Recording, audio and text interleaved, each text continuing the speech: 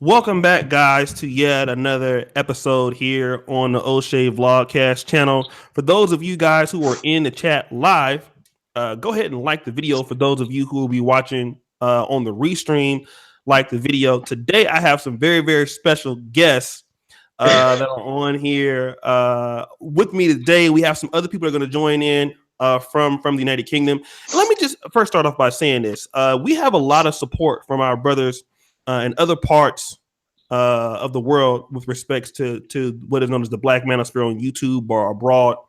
But one of the most represented places is the United Kingdom. We have many black men who have channels here on YouTube, but we've never formally had a hangout where we just kind of address the issues from the United Kingdom's black man's point of view. And today we have two familiar faces. We have Olu, aka Falcon Black Mgtow, and King Richez, very popular channel here in the Manosphere. And we're going to have Senator Truth and some other guys join in. But I want to welcome this to the first United Kingdom Black Manosphere kind of podcast here. I will call it the Bruv Podcast. So we're glad to have these guys. Let's start off by introducing them. Go ahead, Falcon Black. Let everybody know who you are. What's up? It's Falcon Black here. You know, I'm one of Oshay's mods based here in London, UK. I've recently started creating a few videos on YouTube as well, so feel free to check those out when you can. The topic is being Mgtow. So, all right. And let's go ahead, King Richez. Let them know what's going on, man, and where they can find you and all that. Hey, obviously it's King Richez, yeah. Flipping. Obviously, I've got a YouTube channel. Had it for a little while. Got quite a few videos on there.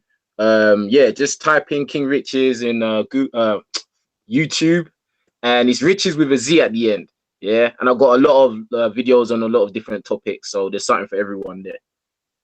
All right, cool. So guys, get the likes up. We're going to be on for some time, and we're glad to see a lot of the African American brothers were very, very excited about this particular podcast. And some guys from Britain, they love the British accent and they want to hear some things. But let me kind of start off with we'll start off with you, King Richez. You've lived in America for 5 years, and obviously you're a British citizen living in the United Kingdom. What I want to know with you brothers is, because we have some complaints about dating in America with respects to African American women, and obviously you saw that when you lived in the United States. What is the issue with black men dating in Britain with British black women? Well, I mean, listen, this is the thing that a lot of guys need to understand, as particular us black guys. Yeah, it's all the same shit. Like, do you know what I mean? Even if it's in America or if it's in England, it's the same shit. We're going through the same problems, especially with our own women. Like, it's just a different accent. That's all it is. You know what I'm saying? So, we're going through the problems with the attitude, the choice of hair, all of them crazy For ones. real. Like, we're going all of it, like the baby mamas, they like bad boys, they like thugs and all of that shit. We're all going through it, innit? Like, do you know what I mean? So, and me personally, I'm a product of like a single parent and stuff like that. So we're going through the same bullshit. You know what I'm saying? So we can relate to you lot, and you lot can relate to us on those levels of the problems we're going through dating. Let me ask you about this thug thing, because I saw actually a Facebook video where you had these group of British black women that were talking about they preferred thugs against bad guys. Let's talk about this whole element of crime and black crime in Britain and stuff like that. You've lived in America for 5 years. Is the black crime amongst black men element similar to what it is in America? And what kind of thugs are these guys in Britain in comparison to American guys? Yeah, like black on black crime is the same. Like, do you know what I mean? It's just that, like, in America, you lot have more access to guns. You know what I'm saying? Over in England, It's more of like knife crime. You know what I'm saying? So it's more up close and personal. You know what I'm saying? Like, and, no, it's not even funny. I didn't mean to laugh, but like that's the way it is. Like, do you know what I mean? And For real, everyone really, all the black on black crime, it stems from poverty. You know what I mean? And like, materialism and social engineering, and the fact that we're all living. I know where I grew up, it was predominantly black. You know what I mean? It's completely different to where I live now, which is a predominantly white area. Do you know what I'm saying? And as I said, it's poverty, and everybody's a crab in the barrel kind of thing. So the criminal element is exactly the same. It's just that it's more of a knife crime thing over here than like gun crime. But we do have gun crime here too. You know what I'm saying? Like, it does happen. You know what I mean? So that's what it is, man. And in terms of like the women, the women want to be with bad boys. I just did a video about that. I posted that 12 hours ago. Make sure you lot go and check that out. You know what I'm saying? So it's mad, isn't it? Like, let me just real quick ask you again, King Richez. There's a brother that's maybe an African American brother. Shout out to S617_. He says, "No, I lived in Britain for a while. It's better over there." Let me ask you this, because you lived in America and you might have felt, well, dating Black American might have been better for you. Do you think that Black men who go, let's say, that come from America and go to Britain, are they going to have a different experience than you think that you would have living there as a native? I think you would have a different experience because you're something different. Like, I think that when you are something unique, females tend to gravitate to you. Do you know what I mean? Because you're something exotic kind of thing. Like, do you know what I mean? It's just like when I went to the States, I'm not going to lie. I got a lot of girls just from the fact that I had an accent. Mm-hmm. Do you know what I mean?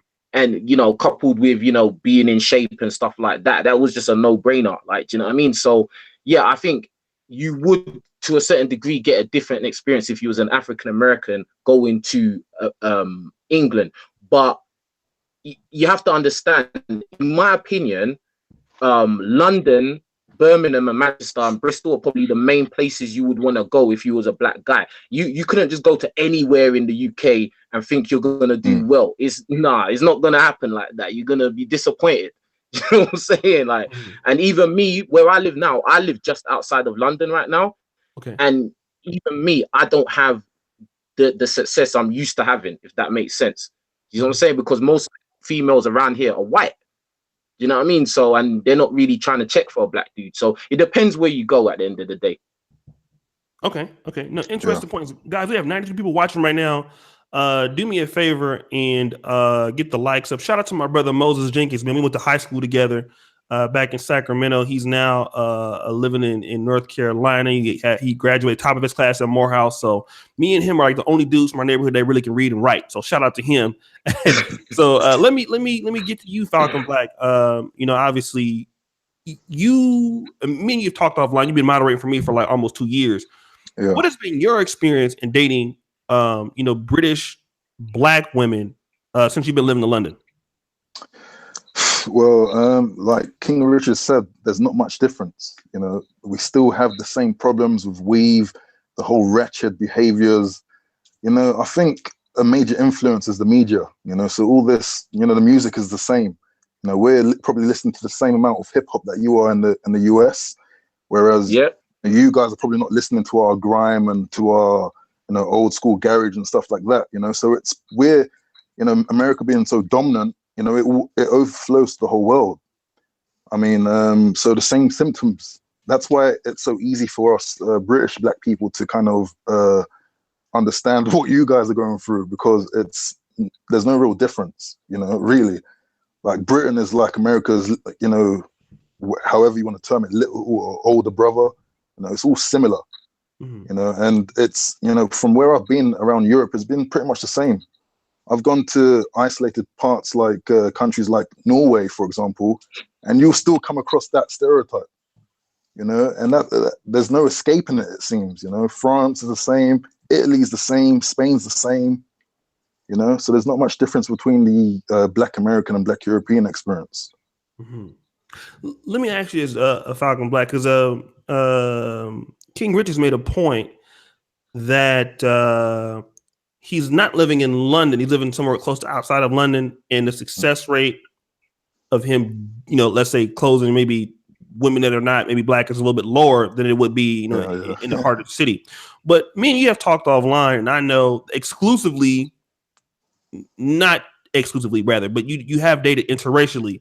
So what is your experience dating interracially in London, and is it quite easier for you to do that than dating Black or African immigrant women in the UK?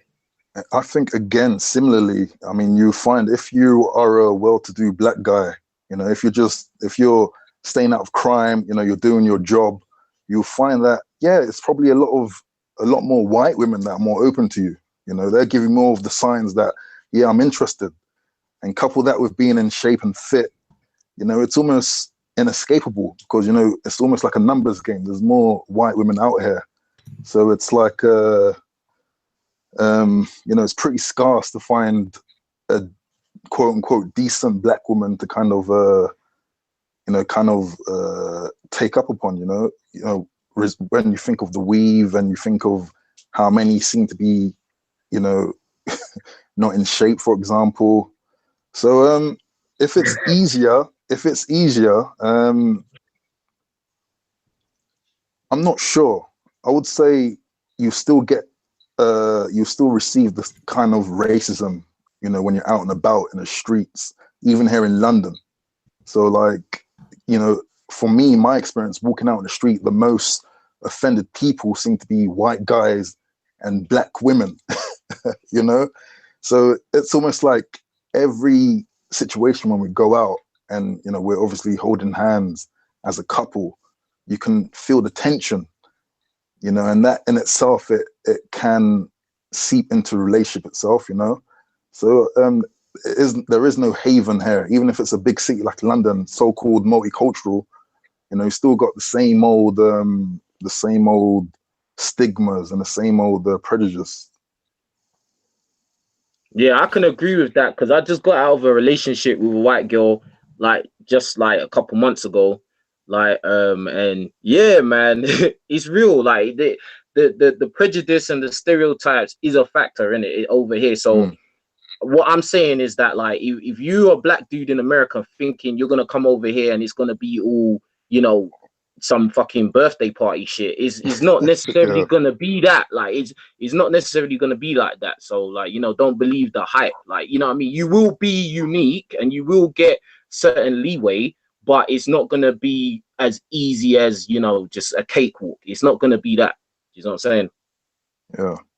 Let me do this real quick, and guys, thank you so much. Yeah, I don't know, the British dudes is bringing in the money right now. I gotta have y'all niggas back. Is it pounds or dollars? Nasty. I know he's popular out there, right? I follow him on Instagram, the fat dude. Shout out to him. Shout out to my brother Truth Teller. Let me read the super chats real quick, guys. So let me see this. We have Jadrell McKnight. You are awesome, brother. Keep up the great work. Thank you so much, $5. CG3, my big bro out of LA. Support. Good to see you. Super Triz lived in Germany, visited England and other European countries. Success rate is on another level. I plan to move back. Okay, we'll come back to that because that might be for a different reason. Paulina Johnson, NBA. She's winning on the newcomer moderator of the year. She's killing the polls right now. Go vote for her. My experience while living in London, I don't believe British women are attracted to non-British men. Most white women live in New England who are attracted to Africans or non-British are from other European countries. Yeah. Right, that's another thing. We'll talk about that. Truth Teller 410. Akala is one of my favorite rappers over there. Shout out to these brothers. Okay, here's what I want to talk about. Both of you brothers are from Nigerian descent. I know for a fact, Falcon Black, you're Yoruba, right? Yeah. And what about you, King Richez? Robo. Is what? Robo. Okay. So you guys know I've had my differences with me and King Richez with some Nigerian commentary and things like that. But here's what I want to know.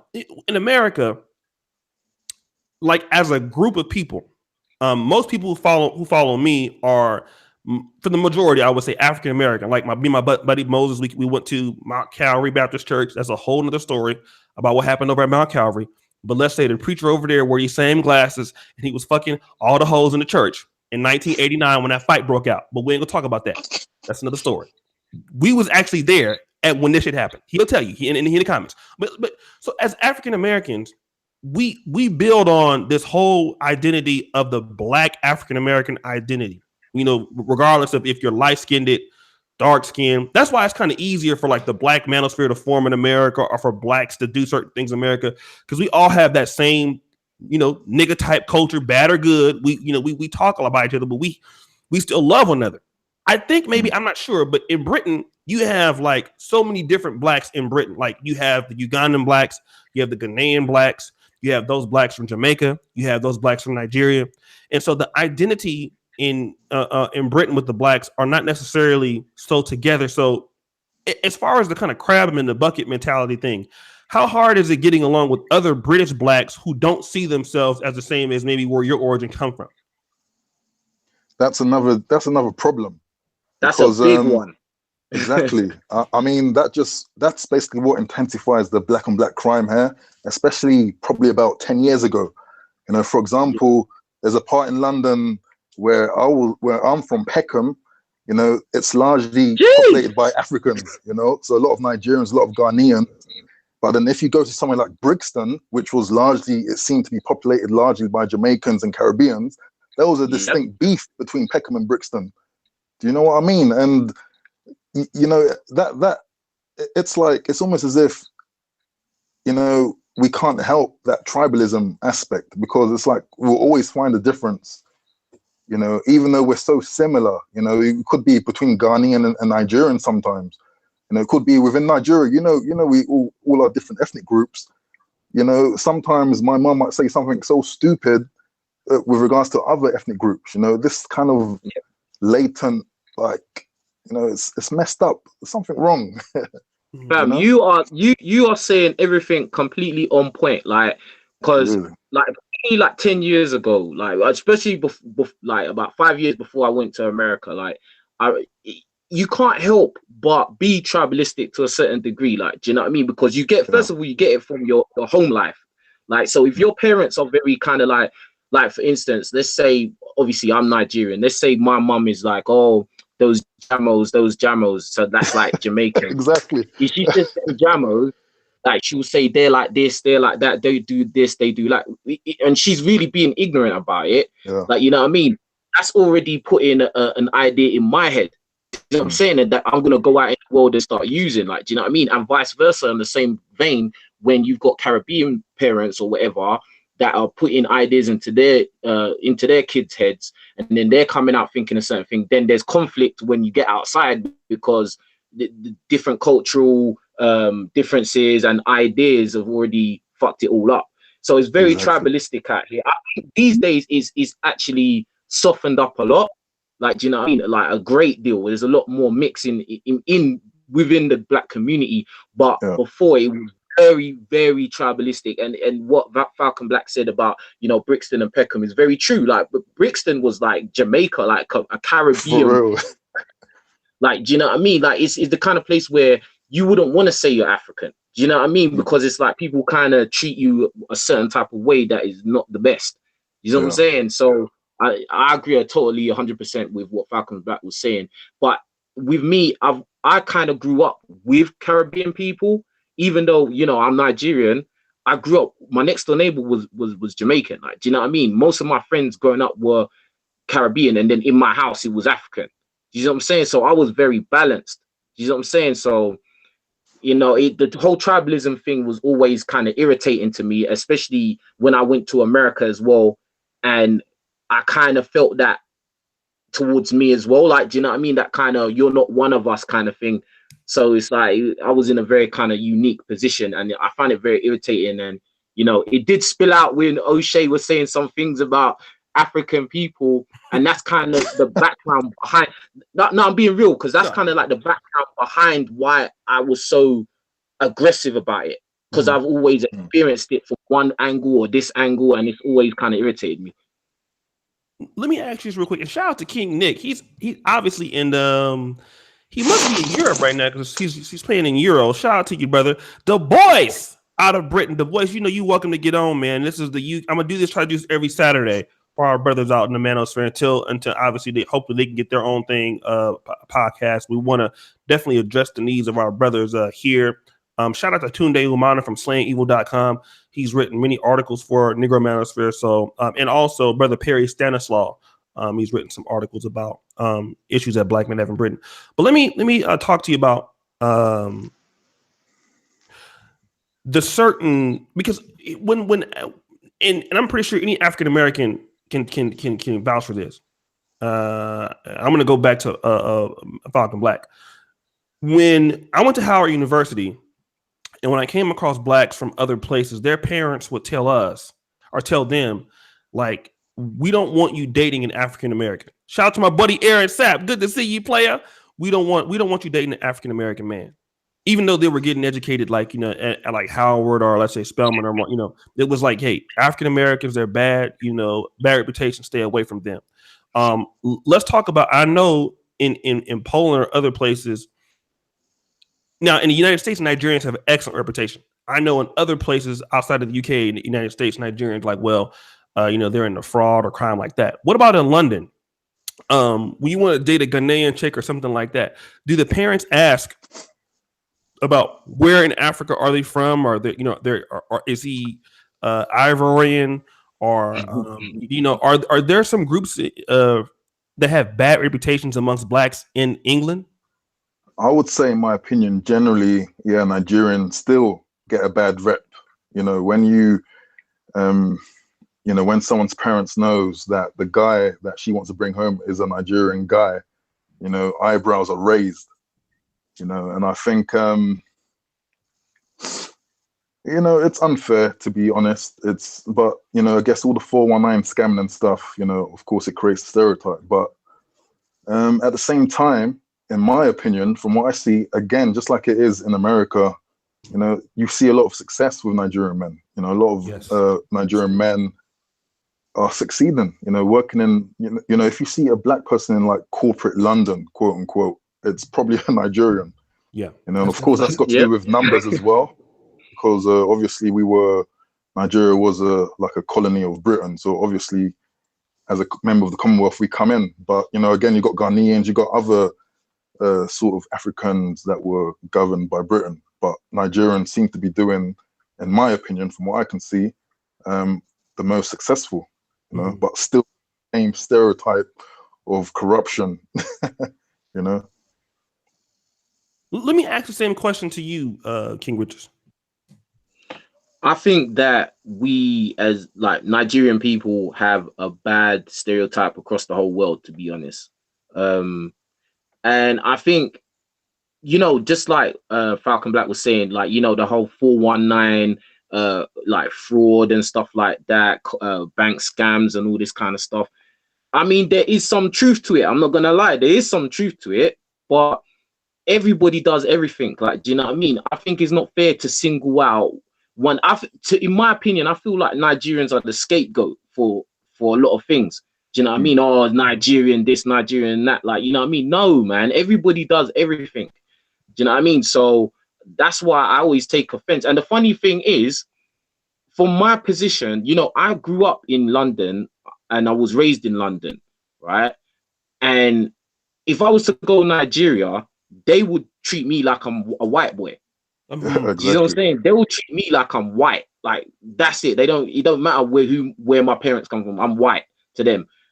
But I still have that kind of respect. Like, do you know what I mean? I have the respect. And I don't like, just treat everybody by a stereotype, like, you know what I mean? And I just don't think it's fair to, like, tarnish everyone with the same brush because you had one bad experience with one Nigerian, or you heard this story about a Nigerian, then all Nigerians are like this. No, it don't go like that. Like, do you know what I mean? So that's just my take on that. Let me kind of do this real quick. Let's kind of go back to the entitlement things. And shout out to my brother CG3 and Roast Master. I got to get CG3 back on the podcast because he's the only person that stumped ABL ever here. So let me because we have a big problem with African American men, especially those brothers who are upperly mobile and have done things, and which tends to be a big part of my audience. Hold on a second. Oshay, King Richez Wood 419 your channel, bro. I don't know what that means. But shout out to Ernest Kwame. Let me ask you, what does 419 mean? That's what we're talking about, man. That's the shit I'm talking about. You see what I'm saying? Let's not worry about that. Let's keep it on my bad. So here's what I want to know is this. We say that black women are very highly entitled. They expect that they can do whatever they want to do, have babies by somebody else's single mother and then come to, you know, let's say King Richez or whatever, and oh, you need to be 8 foot tall. Yeah, exactly. You need to be this, you need to do that. You need to provide for my kids. I got like 3 kids by 17 different niggas. And you need to do this just because I'm a woman and I have a fat ass or I have big titties or something like that. That's what a lot of African American men feel, that I've come across, that women are entirely entitled to men, and then men should just do things for them because they're women. Is this the same case in, let's say, dealing with, I'm not saying all, we're not talking about white women, but in particular, do you feel that this is the case with dealing with black women in London? Is this me or Falcon Black? Yeah, let's go to you and we'll go to Falcon Black. All right. This is what I'm saying. We are all facing the same shit. It's a different accent. This is what I'm going to keep saying, like, because it's just the same way. Like, remember, I lived in America, so I know exactly what you lot are talking about with the whole, you got to be over 6 foot. You got to be making 6 figures. You got to have this type of car. You need to look like this. You got to have nice hair, all of that shit. We go through the same shit over here too. Do you know what I mean? Look, is the entitlement shit is just, it's worldwide, and especially in the black community, you know, it's rampant. It's crazy, isn't it? Like, so I would say, yeah, it's gonna cross the board. It's gonna cross the Pacific. It's here too. Okay. Let me do this. Let me go to Falcon Black. Okay, what's different in dating a white woman or non-black woman in Britain than it is dating a black woman in Britain? What's the difference? You're gonna get yourself in trouble now. I know. I need to watch what I say. I'm gonna be careful, yeah. I would say it's the general thing that pretty much goes across the board, you know, in terms of better attitude. You know, generally speaking, you know, I was in the gym this morning. You know, what type of women do you think populated that gym? Was it black or white? And it was white. You could say, yeah, there's a numbers game, but at the same time, it's very easy to see as a black guy that, yeah, you know, not a lot of urban women, should we say, are, you know, kind of populating the gym. Okay.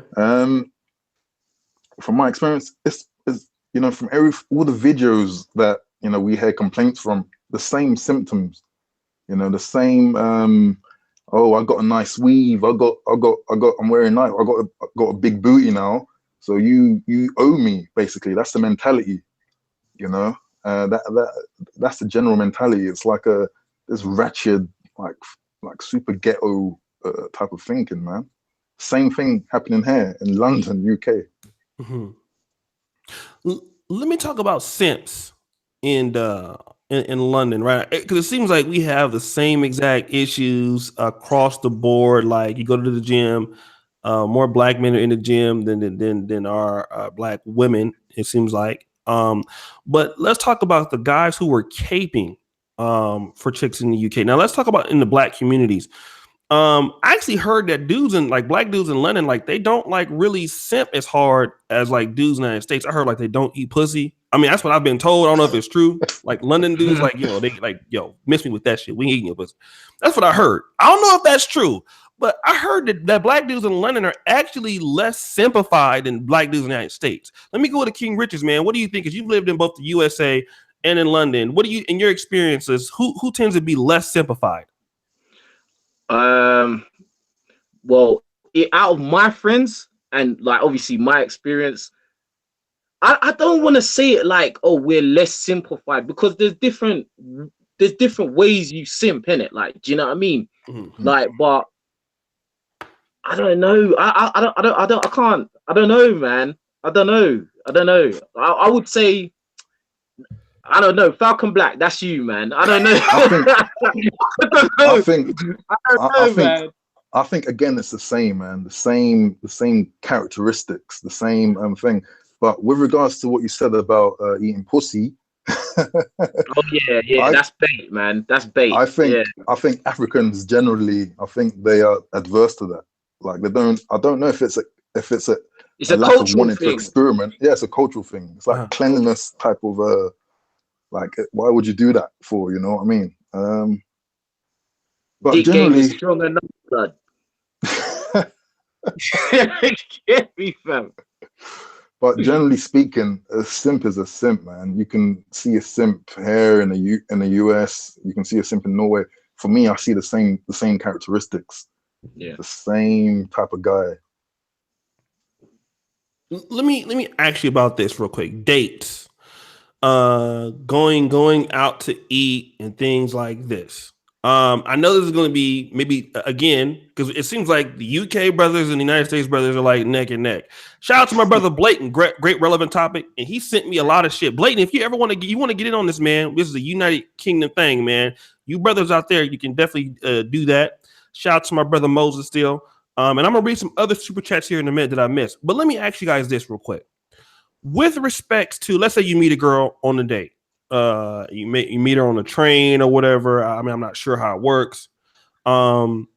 Is this woman if you want to meet her up for a date, is she gonna demand that, hey, no, I don't eat that. You need to take me to this restaurant. Let's talk about asking for money. Are they asking for money too quick? Are they asking for their bills to be paid? Are they asking for certain things? Because I mean, I can say this: like when you deal with a chick in Africa or something like that, it is much different than, let's say, dealing with a chick in America, as far as certain tactics are concerned. But when it comes to dealing with women in America or in the UK, and you want to go out for dates, how do these things work? Who's expected to pay? All of these things. Let's talk about that real quick. Let's go to King Rich to start there. First of all, yeah, this is what I wanted to jump in when you said this, like meeting a girl on the train or public transport, bro. That is a myth.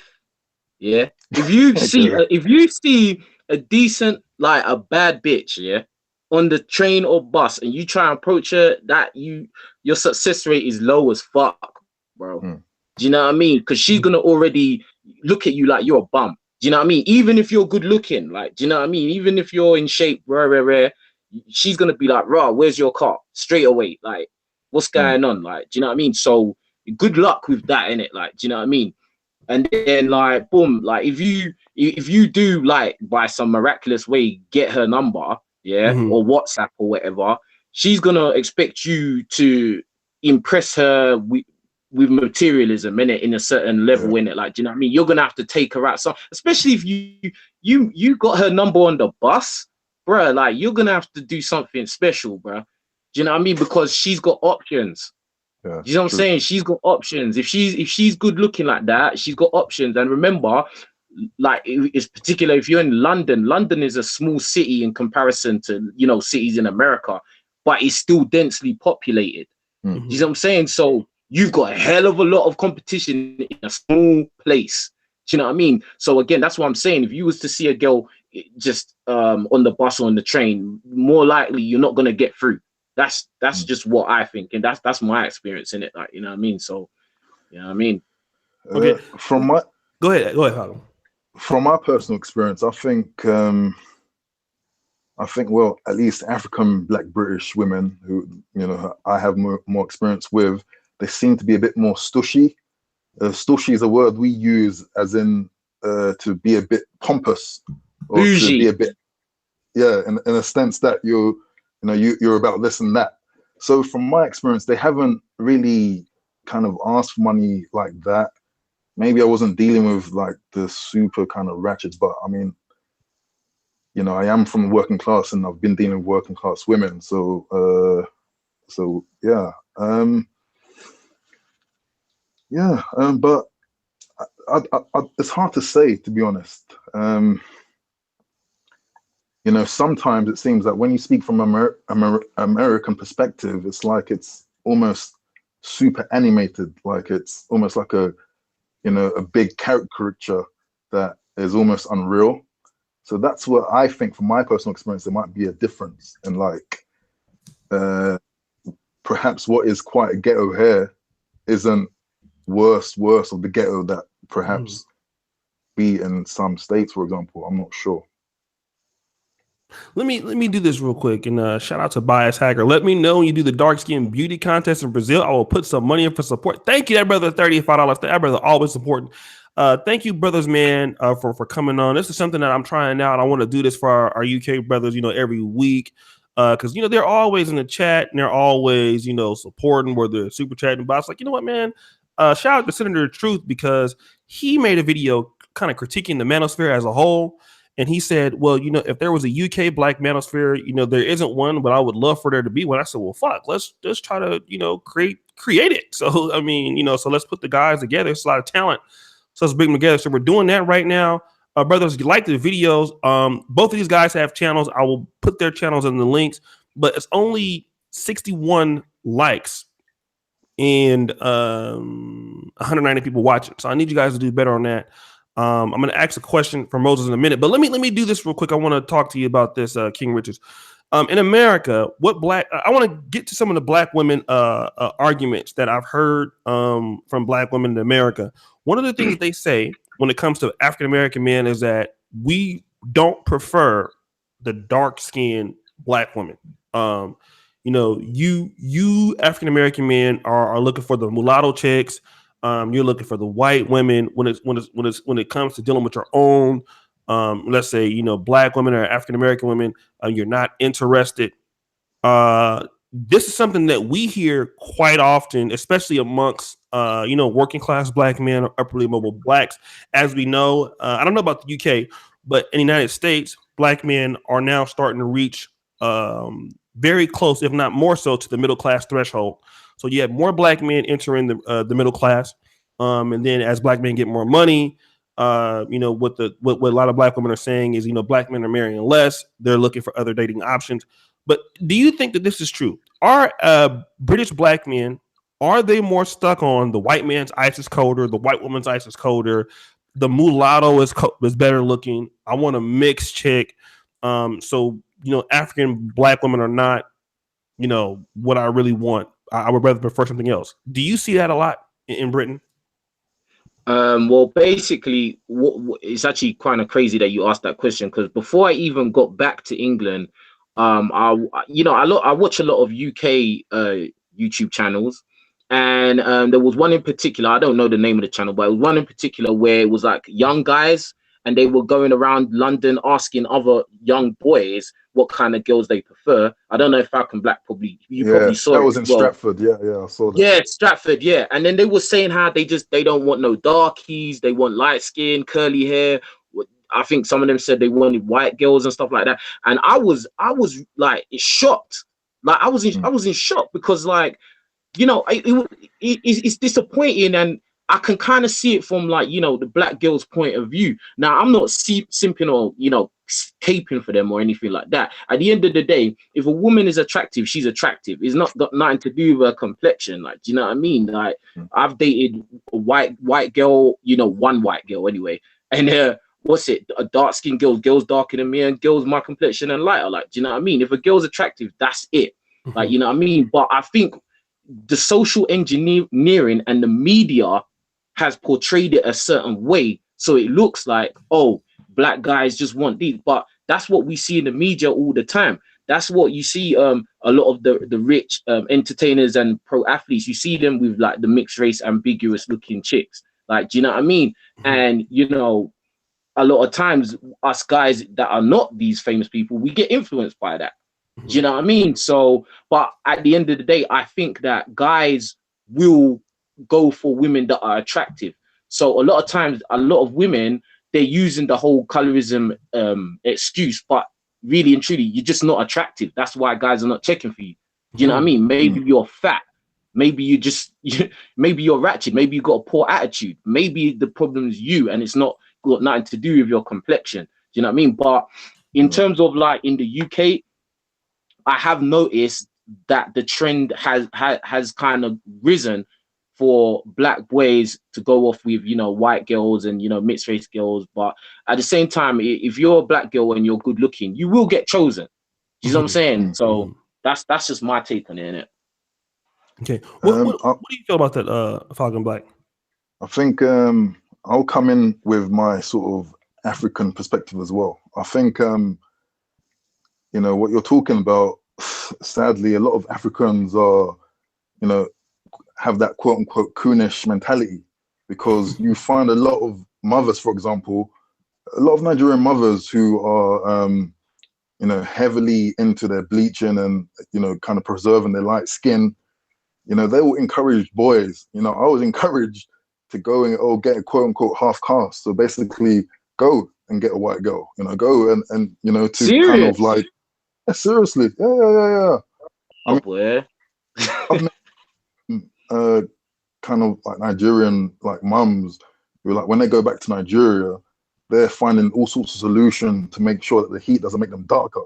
You know what I mean? So that colorism aspect, is in heavy force, from my experience. I think, there is a kind of sort of social engineering as well, because I see a lot of young boys these days who I know, they're like, it's almost like a normal thing. Like, obviously, your girl should be light. Obviously, your girl should be white, like kind of fair, and, I kind of felt that as a kid as well. It could be that there's just exposure. There's not an exposure of, like, maybe sort of quote unquote blackness in the media, for example, that makes you lean towards thinking or desiring, what you're going to see most of the time on, for example, these L'Oreal hair shampoo adverts, some fair-haired, like, blonde chick, waving her hair, and that's probably what you see and think and perceive to be, feminine. There's so many aspects, but I still feel it's the same old story, same old thing that's happening throughout the world. Okay. Let me do this. Shout out to Sasua, Dominican Republic. Shout out to Oshay with the butterfly collar and the James Harden looking brother. Talk about how it's supposed to be Falcon Black. Just kidding, guys. Thank you, Remo R. Out of Australia for the 10 Australian dollars on Super Chat. Guys, thank you so much. We have 227 people watching. I didn't know how many people would actually be interested in this topic, but it seems like a lot of people are really, really enjoying it, man. Because they on it, Oshay. They on it. Trust me. They love it. Yeah. They love it. You guys are a hit. We're going on tour. Nigga London tour. Let me shout out to again Twan July. He donated Zendro McKnight. I'm the youngest brother here. I just turned 21. I avoid women, period. I want to make money. I don't waste cash on useless people. Business one, number women number two. So shout out to that brother. I know I missed somebody. Let me do this real quick. Let's talk about this whole concept of I know you have a Mgtow channel, Falcon Black, and there are a lot of black men who are at least on YouTube I've seen identifying with the Mgtow standpoint. Now, are British black women, because there's been some African American women that have started to kind of maybe commentate on this. I've heard people like Deborah Cooper. I've heard people talk about this incel thing. What do black British women, if at all, have you heard anything they had to say about brothers who are going Mgtow, brothers who don't want to get married? What do they have to say about these things? I've never actually heard anything in real life here in Britain or on the internet, to be honest. I haven't seen any sort of female or black British women speak on it. It seems to be quite exclusive at the minute. But I do see a few British Mgtow pages coming up on Instagram, for example. So it's definitely growing. And therefore, I assume that exposure towards women, they're starting to get exposed to it as well. But generally speaking, I haven't really come across someone that understands the term or the kind of mindset in that sense of it being a quote unquote movement. Let me then ask you this real quick, because I've heard I'm getting old, nigga. Paulina Johnson, NBA. Okay, now I know that Britain has Brexit was last year. They're leaving the European Union. You guys know that everybody right now on the podcast is in Europe. I'm the only one in Poland.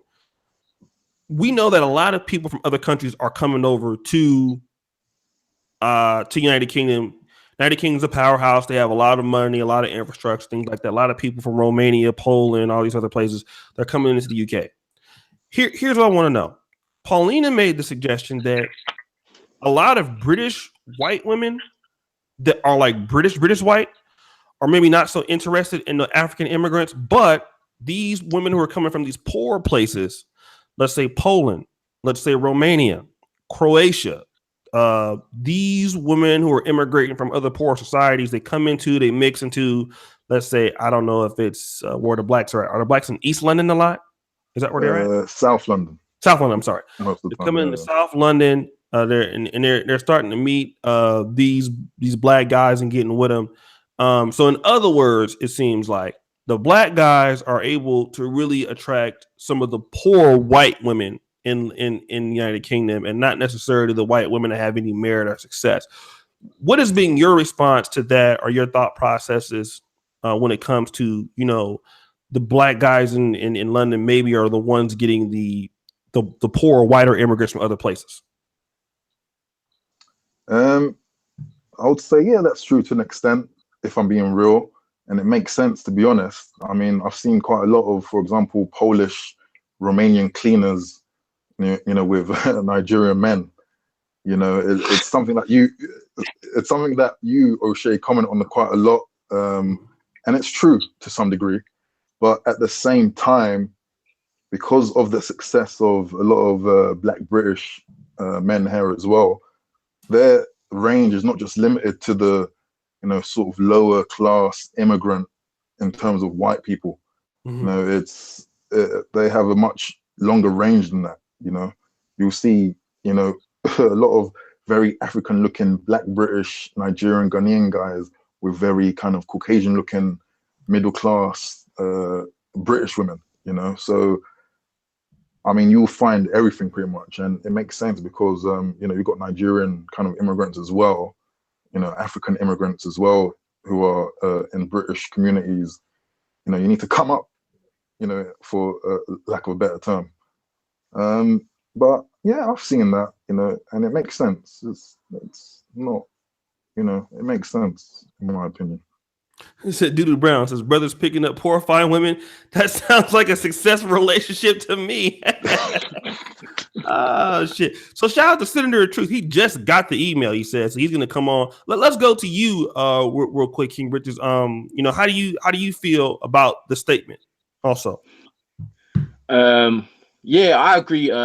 Even when I first got back to the UK, first chick I smashed, she was some Polish chick.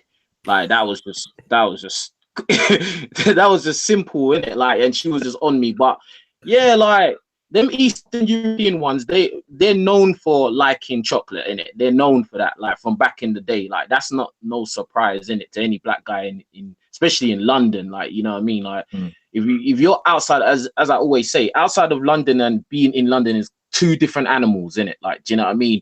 But if you are in London, yeah, you go to those clubs up West End and that, you get me, and get those Eastern European ones, and they're on it. They like that because you know where they come from. They don't even see black dudes like that. Like, do you know what I mean? So when they see a big buff, tall black dude, they're like, oh shit, you know what I mean? Something new, innit? A new flavor. You know what I mean? So, you know, it is where it is. And a lot of times we live in the same communities as well, because if you're talking about like poor Eastern European people, they're not going to be coming over here and living in you know, Chelsea with the footballers' wives. They're not going to be living there. They're going to be living in Peckham, in Brixton, in the ends, innit? Like, you know what I mean? So they're going to be around us all the time, and they're going to run into one Nigerian dude, if anything, that you say the right stuff. You know what I mean? That will say the right stuff, and you know, they'll do their thing, innit? So that's how it goes, man. I think also like the poorer white people that come here, they associate more easily with black people here. I think that's the thing. You find like also poor Asians, you know, the black community is easy to kind of identify with, as opposed to the, and we're very welcoming as well. Yeah, exactly. I think that's to our fault, to be honest. But I mean, I think the, you know, sort of middle class, higher class white communities are more exclusive. They're more able to create that division line between us and them. You know, and that's why Brexit, for example, it's such a big divide, because it was so anti-immigrant. You know, and this was mainly portrayed by the kind of middle class, conservative, white British person. I got a few questions here. It's an awesome podcast. You guys are doing really good. Let me shout out to brother Rashawn Williams, Great Show Brothers, Darren Brown. He just dropped an article on Mgtow.com. Is a great brother. Rom just shouted him out. I think that is a class issue, not racial. In college, I dated mostly upper class Eastern European women. I think it's because black people are directed, and so are European people.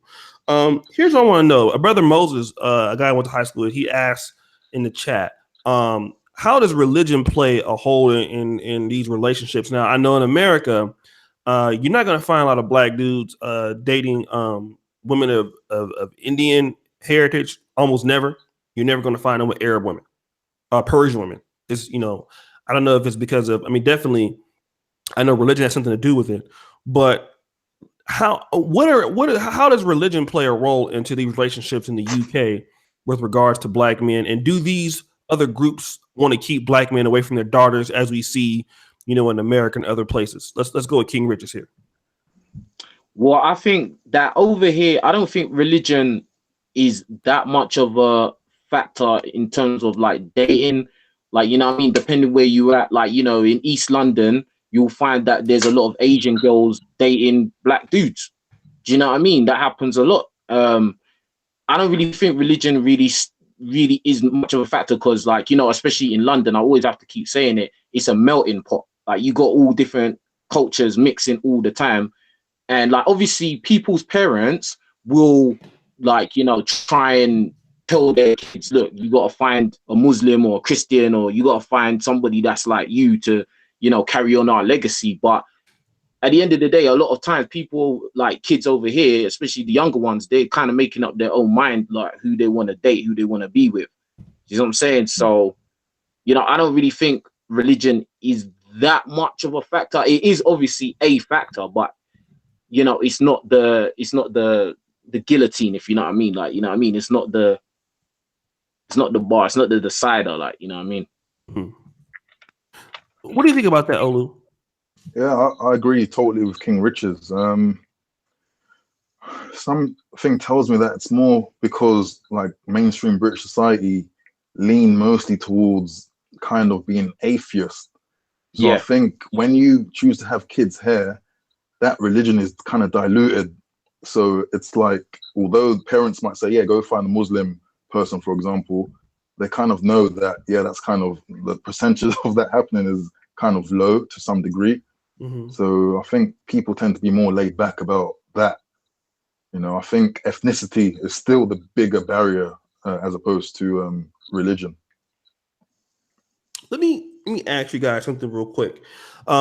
Obviously here, since at least I've been a part of the Manosphere, shout out to like Minister Jap, because he was like, I think Minister Jap was like alpha male strategies before alpha male strategies was alpha male strategies in certain ways. In the respect, I think Minister Jap was the only guy that was kind of really talking about like dealing with chicks or how to pick up certain stuff like that, like kind of like a gaming approach. Now, you got like alpha male strategies. There's obviously, Alan Roger Curry, Donovan, Rom. I brought those guys in. Well, Rom was already here, but as far as the Manosphere wasn't really aimed at dating or having like techniques to approach women up until I would say like maybe like a year and a half ago when the Negro Manosphere came out. But let's talk about this. In the UK, I've noticed, in Poland, when I go, like, let's say to Africa or back in the United States, approaching black women is totally different than approaching, let's say, a white woman. No matter where it is, like, especially like in Europe. Is there a different strategy in approaching black women in the United Kingdom than it is approaching a white woman? Or approaching an Asian woman, something like that? Do you think that if you see a black girl on the street or a white girl on the street and you're in London, there's a different strategy?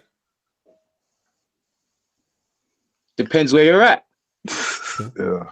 Do you know what I mean? Mm-hmm. Like if you're in London, if you're in South London, everyone kind of grew up the same way, so you would kind of, you would move to girls the same way. Like, do you know what I mean? If you're at where I'm at now, outside of London, it's not quite the same, but the subculture is still on the same wave, if you get what I'm saying. Like, do you know what I mean? So, if you and it's another thing it's the class of female that you're talking to as well. Like, if you're talking to a class, upper class chick, then you have to you gotta change your game accordingly. Like, do you know what I mean? You're not gonna talk to girls all the same way.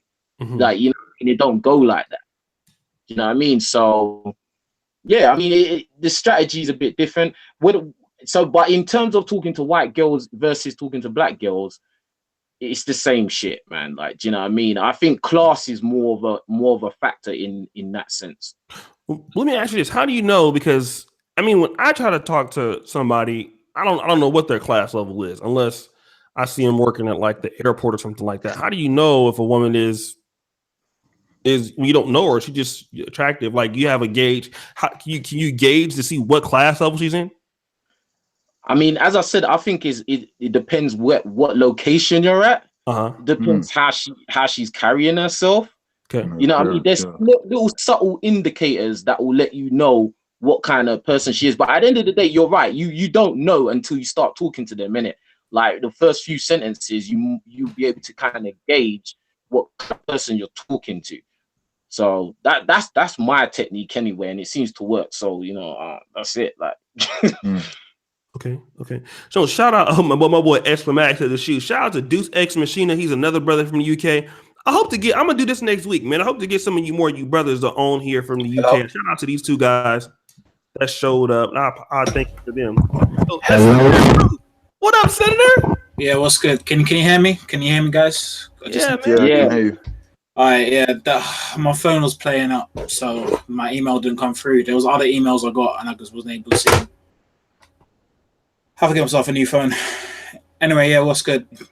Yeah, man. You about an hour late, but it's all good, man. We appreciate you for coming, though, brother. That's cool. Yeah. Let me do some. So everybody, that's Senator of Truth. You guys know we did a show with me and him the other day. Here's what I want to get into right now. I'm gonna start off back with Olu, and then we'll go to Senator of Truth. Here that we've seen, right? Like, I've been to South Africa, I've been to Uganda, I've been to Brazil. One thing that I've noticed, and this is, guys might disagree with me, I thought that black dudes were the number one pick of women all across the world. Since I've been living across in America, I found out, I mean, you know, since I've been living in Europe, in the places I've been, I found out that is not true. The guys that are the number one most sought after are indeed white guys. Yeah, of course. I agree with that. This is something that, I mean, a lot of brothers get mad at me when I say that. We the number. No, nigga, we are number two. We number two. We got to be number two. I'm just keeping it real. Wherever I go in Africa or any place in Brazil, the white men do these women, but they go crazy over these white dudes. These white dudes don't have to have nothing but to be white, like no money. Now, let me ask you this. In the UK, these black women in the UK, do they treat white guys or like a black dude? He has to have all these things. He got to be 7'2", dick got to be 45 inches. He got to make $3 million British pounds an hour. All of these rules. But the white guy, all he got to do is pretty much be white. He ain't got to dress as nice and things like that. Now, I want to know, is this the same case in Britain from what you've seen? You know what? From my personal experience, it's hard to say. But, I mean, there is still that level of, you know, the white man's ice is colder. Because, for example, like my very first girlfriend who was from Africa, like it seems that when we're together, you know, whenever a sort of white guy approaches, and we were young, I was a student back then. So it's like, you know, whenever a sort of white guy, it could be that he's got himself together. It could be that, you never know. But it's like there's a bit more respect and a bit more, you know, it's like he has a more commanding or authoritating like word over mine, you know, and that's a general thing I think a lot of black guys are feeling across the board, across the world. It's that level of passive disrespect, you know. But I don't know. I think for me, it's hard to see that much of a difference. I think having more of an African flavor here in Britain, I think from what I see, the black women, especially African British women, they tend to lean more onto that whole Black Panther, stereotype. Oh, but I want that big chocolate brother. That's what I generally have been, sort of raised hearing. It could have changed now, but that's my kind of angle. That's what I've seen. Okay. Let's start off. Let's go to Senator Truth. Shout out to Senator Truth. Before we get in, we have 265 people watching, but not enough likes, man. I done put the special glasses on for you niggas, and y'all cannot like the video. And shout out to my brother Darren Brown. He donated saying, I've seen dusty white dudes with incredible black women. So I'm gonna ask you guys the same thing. Do you guys see below average white dudes with like super hot black chicks in Britain? I'm gonna ask you guys that too. Let's go to my brother Senator Truth, man. What's your take on what we're talking about right now, as far as black women preferring white men over black men, and do they think that the white man's ice is more colder? Because I'm so fresh, I don't know what you mean by the ice being colder, but what I can say is really the stigma here is very different in regards of interracial dating. So say for example, a black woman, I wouldn't say, based on what I've seen in America as well, and based on what I've seen here, I would say black women tend to be more respectable to black men here. And what I have seen and what I have experienced, and based off the black women I've dated as well, what I tend to realize is they kind of do want to they tend to stick to their own. The reason why I say this is simply because I've actually worked in beauty pageants. I have dated black women. I've coached black women. So I've been around a lot of black women. And what I tend to notice is if you're from say from the Caribbean or somewhere like that, they tend to stick to their own kind. They tend to stick to their black men. Then if it was a white dude or whatever, it would be like a second option. That's what I have basically known what's happening in the UK. That's what I have definitely noticed. So that's really my take on that. Mm-hmm. Let's go to King Richez. King Richez, what do you have to say about what he was talking about just now? Senator Truth. I would agree. I think that a lot of times black women on the whole do go with black men. You know what I mean? I would agree with that. Yeah, man, I would agree with that. But obviously, being over here where I'm living, I'm outside of London, and what I see in a predominantly white area is that I do see black women, attractive black women and mixed race women with geeky looking white dudes. Mm-hmm. Do you know what I mean? And sometimes that it's kind of frustrating, because this is one thing I was talking about this with a friend of mine just yesterday. And it was because of the social engineering where, Captain America is the ultimate guy. Do you know what I mean? In the media, the white dude is the ultimate guy in the world. And then the black dude is kind of second, even though we are stereotyped as the most masculine man, athletic, high testosterone, all of that shit. But every kind of woman really wants Captain America deep down. Do you know what I'm saying? So it's a thing of sometimes when I see black girls or mixed race girls with white dudes, and the white dude looks kind of geeky, that girl will kind of deliberately show the kind of body language that she's not interested in someone like me. Mm-hmm. And she's kind of her body language will be kind of reassuring the dude. Do you know what I mean? Because obviously I've got quite a big presence in if you met me in real life, I have a presence. Do you know what I mean? I stick out. And I notice these white dudes, when they're with black girls or non-black mixed race girls, they'll be looking at me.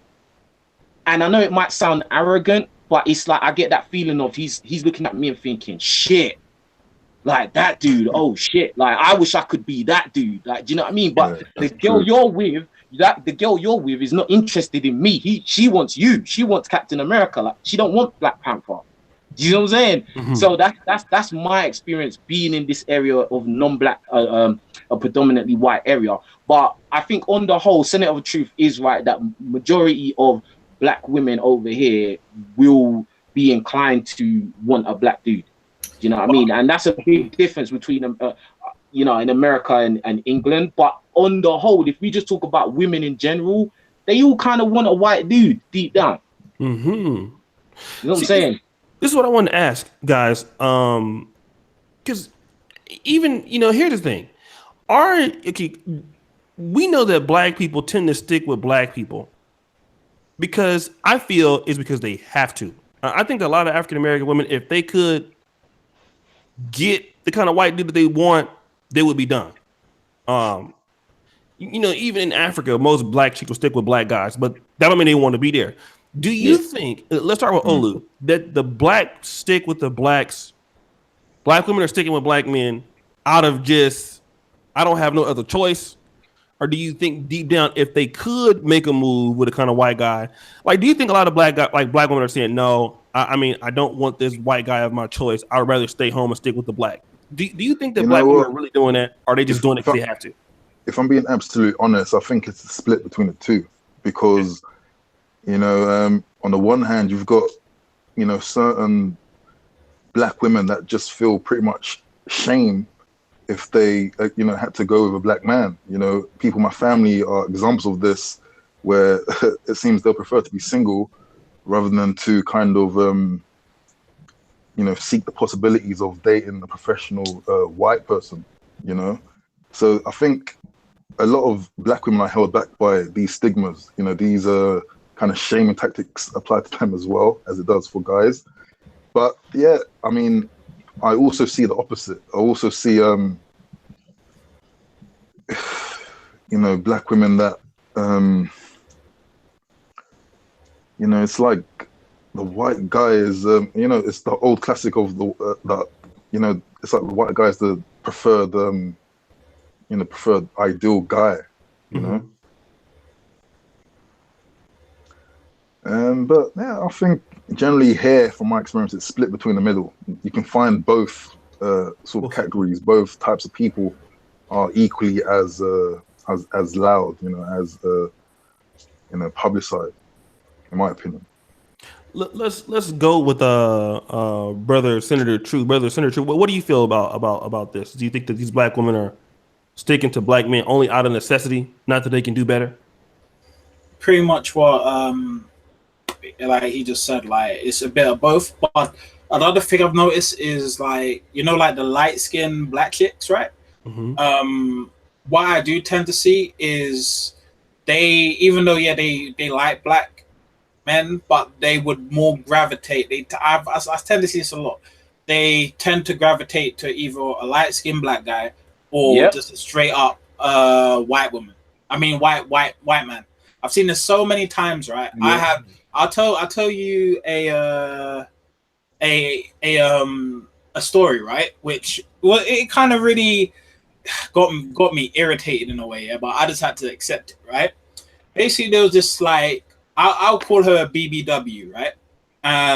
Basically, she was a light-skinned BBW, right? And I was basically dealing with her, and basically, she turned around to me and basically said, like, after I was dealing with her for a couple of days or whatever, she turned around to me and said, "My mother told me not to date black guys." Wow. Right? So, and this has happened to me on 2 occasions.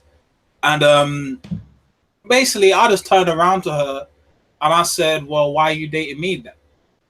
And she didn't really have any answer to it, because probably she liked. But sometimes what I do notice is, what I do tend to notice as well is the reason why some of these light-skinned chicks tend to shun black men as well is, what tends to happen is the mother turns around and tells their child, "Don't ever date a black man." All right, I've seen this many times, right? I've even, like, worked with beauty pageant contestants who said this, right?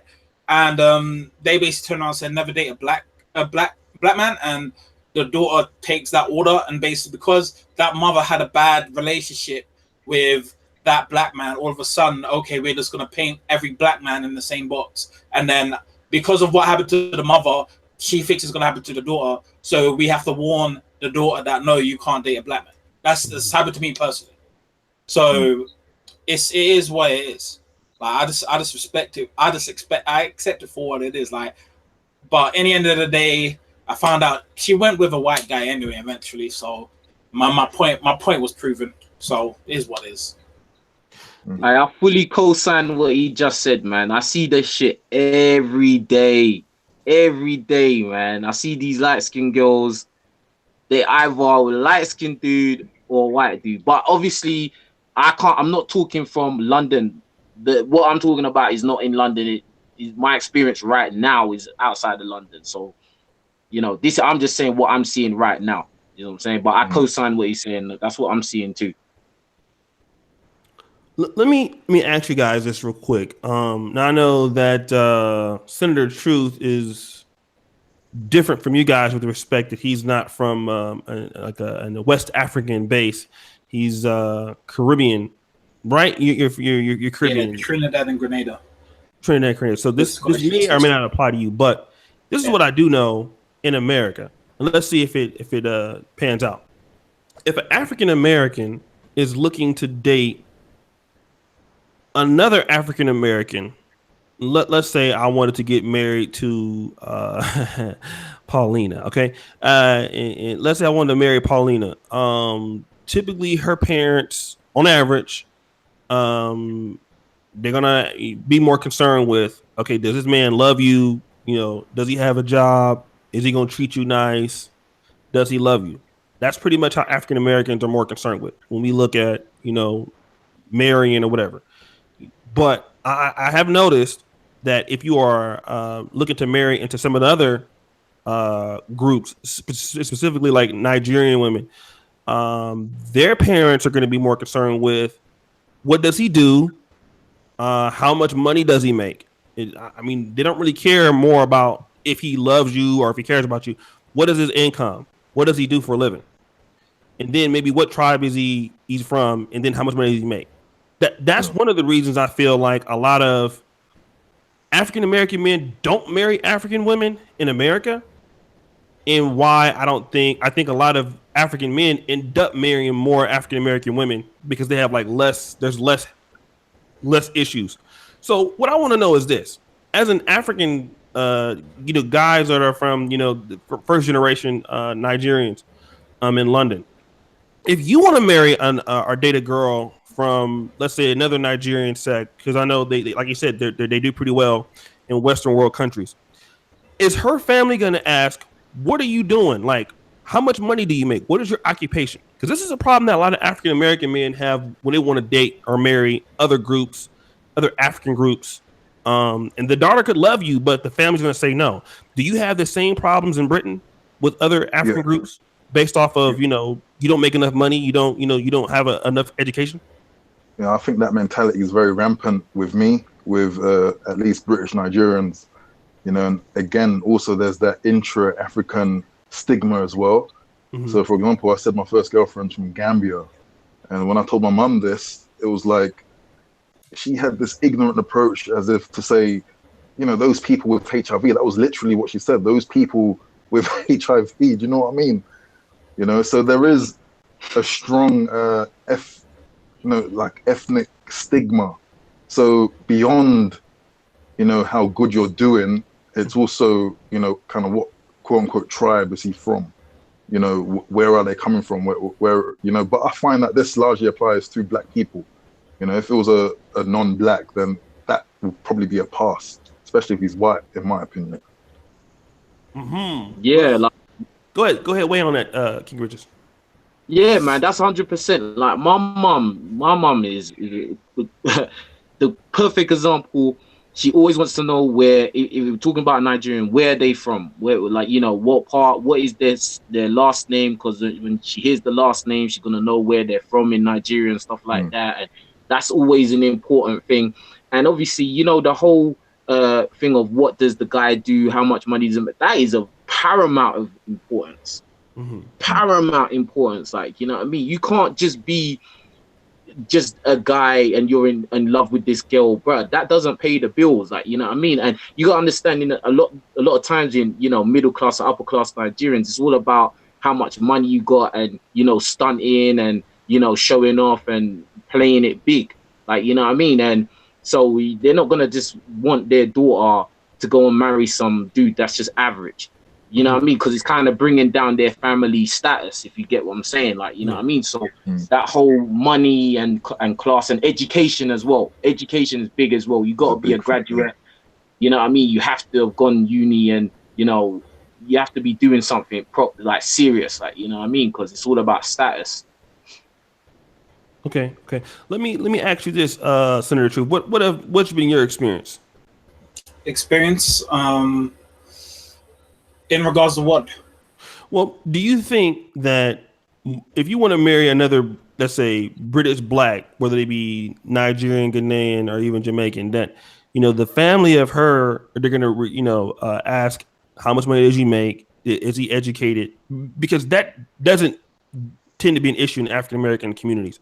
We more so just care that you want to marry my daughter, come take the bitch. You know what I'm saying? Like, get her out of here, right? I'm glad somebody won't take care of her. You come get her. For me, it doesn't. For us, like, especially from like the Caribbean or Bonaire, that's never been the case. I've never been asked, you know, how much money I make or whatever. There was times where, you know, I was pretty much broke, and I was like in a relationship with people of my own ethnicity and whatever. I don't know what it is. So I haven't really experienced someone telling me, hey, look, how much money do you make? Are you educated? Like, majority of the relationships I've been in, I've met the family anyway, so I haven't really experienced that. No.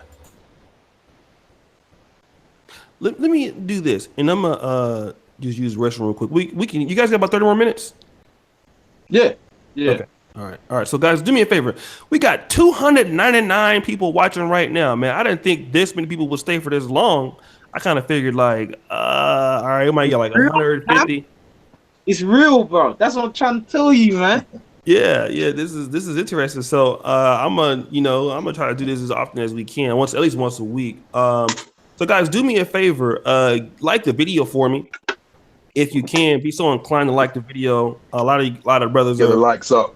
Get the likes up. A lot of brothers are very excited about this. Like last night they were pumped. So get the likes up, guys. If you want to super chat, you definitely can do so. Let me ask this real quick, and super chat your questions if you have a question.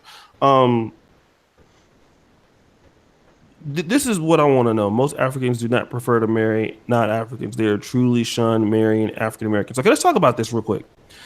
All right. If a Nigerian wants to marry, like, let's talk about that. Paul, I'm gonna ask that. We'll build on this real quick. Let's talk about African Americans versus Nigerians. Senator, not Nigerians, but Black British. Senator Truth made a video about like the problems the Black Manosphere is having. I think actually his video, although it didn't get a lot of views, it did get it shook a wave through other YouTubers, and it actually got me and him to do a show, and it got actually this is a product of the video that he did. So Senator Truth, whether you know it or not, you're the reason behind this particular podcast today. Thank you. So, and something that's going to be ongoing now. Let's talk about the British blacks and African Americans, African American men and British black men. Is there a somewhat a divide between the two groups? And what do you think that African Americans and British black men could be doing to work together?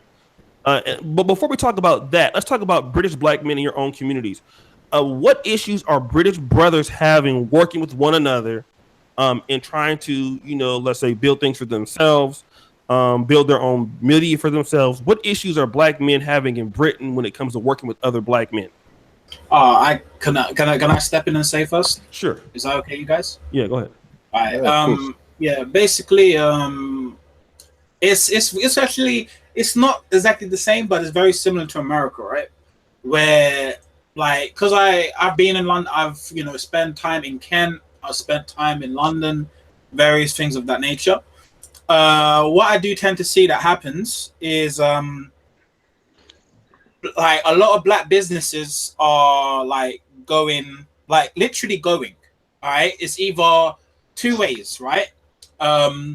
It's either they sell the business, which is stupid, all right, or they don't know how to handle a business and then they just shut down. All right. That's what generally happens with black businesses. That's what I've noticed. All right. And it's a shame Because imagine this is how I know this is true, right? I went to a barber shop. Right? Imagine this. I'm qualified in business, right? I'm qualified in business. I've got a diploma in business, right? Someone turned around, a black guy actually came up to me, right? Because he's like all stressed out. I remember I was at a bus stop somewhere in Wandsworth, right? And I was waiting for my bus to get down to Clapham Junction. Basically, what happened is a guy came up to me and he actually started asking for my help, right? And he's running, imagine he's running a business, right? He's running a barbershop and he's asking me for help, yeah? And I don't even run a business, even though I'm qualified in business. And he said he don't know what to do. So I'm like, how the hell did he get so far to make a barbershop in the first place? Yeah, I say some of them are not educated in regards to black businesses. That's what I've noticed. So what will tend to happen is, you know, you'll see black businesses getting replaced by Indian men, or you know, they become white businesses, or even the Polish sometimes come in, and especially African hair shops and stuff. Yes. Because I went somewhere, what was it, Peckham? I think it was Peckham one day, and there was times when I was real young, I used to see pure like hair shops, yeah, and they're just gone.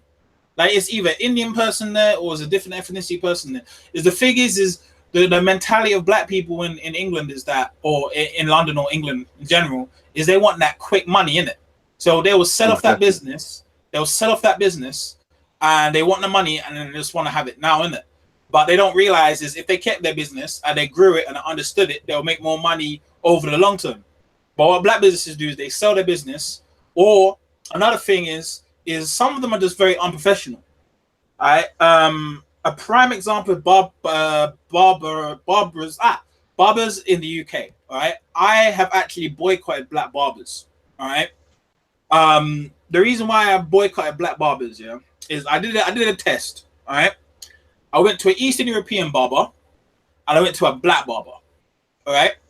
I went to the black barber first. It took me an hour and a half to get my hair cut. All right. Man's eating food. Man's got these little TVs, watching TV while he's doing his haircut. And like they're saying, nah, like, you ready to go and have your hair cut, yeah? And then all of a sudden they turn around and just tell you, yeah, boss man, I'll go get something to eat. And he just leaves you there, like. So yeah. I'm just like, it's the same shit niggas do in America. Are you for real? So after a while, yeah, I just said, you know what, yeah, I'm no longer dealing with black barbers. I actually made a video about it like time ago, but that's when I was still doing content. So I left, and then after my hair grew back after a while, which the barber I go to an Eastern European barber just down the road in Clapham Junction. Imagine this, yeah. They come up to me. Man's got a PlayStation in his barbershop, fam. And he tells you, look, yeah, while we're doing other hair, come play FIFA, innit? Alright? And I'm getting stuff, and this is the crazy thing is that's when it's busy. And they'll have and the place is all painted up, everything, mirrors looking calm, all like you can see like a sign telling you how much the cuts are, different cuts. They give you a hot towel shave, all these different shaves and that, yeah. And then I could just come in and out there in 20 minutes and my haircut's done. I remember once where I was doing a presentation for autism, yeah, and I was late minute. It was literally like a late minute thing, but I had to rush for a barber. So I went to my Eastern European barber. They got my haircut done. In 20 minutes, I was flat out, and I was just there. If I went to a black barber, I would be late for that presentation. That's the difference. Yeah. That's the mindset that's going on with these black businesses. And this is not just black barbers. This happens in businesses too. So that's why, that's the mentality of that. But I just said what I need to say. Yeah, and that's something that I want to kind of bring to attention to a lot of, black people I kind of hang around with, is that there's not it's almost as if that the black British identity is not strong enough, that we don't think that it's necessary to create a legacy here. You know what I mean? Mm-hmm. It's like, I've been starting to question a lot of black people here. Like, why do you say, for example, if you've been born and raised here, you've been schooled here, you work here, you're approaching 30 or whatnot, why do you still say that like you're Nigerian? Or why do you say you're Jamaican? Why is it that you don't say you're black British? Do you know what I mean? And that's like the mentality. It's like they're not here. It's like you're from here, but you're not here. So that's why yeah, just like the senator said, you know, black businesses are selling out. As soon as they make a quick buck, they're selling out, you know. And just in Peckham High Street, which was notoriously, you know, settled by, you know, West Africans back in the 60s or whatnot, you know, had rows of black hair shops. I was there just yesterday, you know, and all the black hair shops are owned by Indians now, you know, Arabs, you know. And it's like, when you walk in, it's like they almost have their own stereotypes, and it's like, you know, are you watching to see if I'm going to steal something? You know what I mean? It's just an awkward and dysfunctional situation to be in. Like, we're not thinking about legacy here. It's like quick and run. That's the type of tactic that seems to be, you know, Black British in business.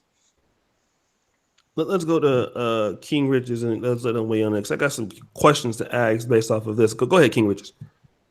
Yeah, I co-sign everything they said. I mean, is in the black mentality to, you know, want fast money. As soon as you make a little bit of money, now you're gonna sell out. That's it. Like, we don't really think long term, innit?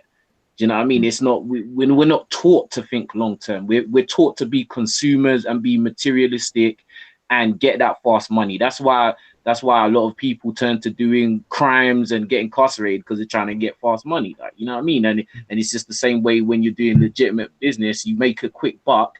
You're not thinking about the legacy of your children and passing something. You're just thinking about how you can get a big car and, you know, buy crap. And, you know what I mean? That's our mentality. And it's not just obviously it's not just in England. It's all over the world. You know what I mean? But it's in the black community, in the diaspora, you want to say it like that. We just have that collective thinking of let's make a bit of money quick and spend it and give it to everybody else and have nothing. Like, you know what I mean? True. That's how I think, innit? Like, you know what I mean? So that's all I got to add, because these two just said it all. Yeah, let me shout out to my brother Misanthropic One. Good to see him. We got the UK brothers have invaded the Manosphere where they've been here, but officially, right? This is like the first time, I think. I don't know. Have you guys ever did a show with each other before? Maybe Senator Truth and King Richez? You have before, haven't you? Solo TV 84, most likely. Okay. But it's never been like one where there was like all British guys on one chat. Shit. Never, ever, no. Yeah. Nah, this is a first, man. Yeah, shout out to Senator Truth, man. I don't know if he knew what he was doing at the time, but he actually changed up. He actually put this into the content strategy for the Manosphere, because you know, actually there are a lot of guys that are from Britain that, you know, I think there's, although the situations are similar in America, but I still think that what's different is, like, we know that Britain and America is very, very closely, you know, like kind of like lock, stock, and barrel. But to hear it from you guys' perspective, like that you guys are saying the same things that we're going through, it's almost astounding. It's like you're watching the same movie. You know what I mean? Yeah, I get what you're saying. Yeah. So let me do this, guys. Do me a favor. I want to give a shout out to brother Quentin Maldonado for the 99 super chat. Deuce Ex Machina. Too many Africans have a get rich quick mentality and don't have the patience to invest long term. And also, there's trust issues amongst each other. Let me talk to you about like African Americans. What's different about African Americans with regards to, like, because African Americans think, many of us, like, we are like the worst blacks on earth. Like, we cannot get it together. Like, we are not like unified at all. And we do have a lot of fucking problems. But do you think that African Americans have more of a national identity or more identity within themselves than like black British people? And are they able to get, do you think because they have the identity, they're able to get like more things accomplished? Can I answer this? Yeah, go ahead. Well, basically, this is the thing, right? A lot of times when African Americans say that, for instance, in particular, Africans, you know, they look down on African Americans and stuff like that. A lot of times it's the older generation that they're talking about, because a lot of times, if you look at especially like Nigerian culture, Nollywood and stuff like that, and the music is very, very influenced by African American culture, extremely influenced, like the clothes, everything. Mm-hmm. Like, you know what I mean? I think the African Americans, in terms of black people, are the most influential in the world. Do you know what I mean? Like, there's no comparison with any other subdivision. Like, do you know what I mean? Even over here in England, we are extremely influenced by America and the African American community.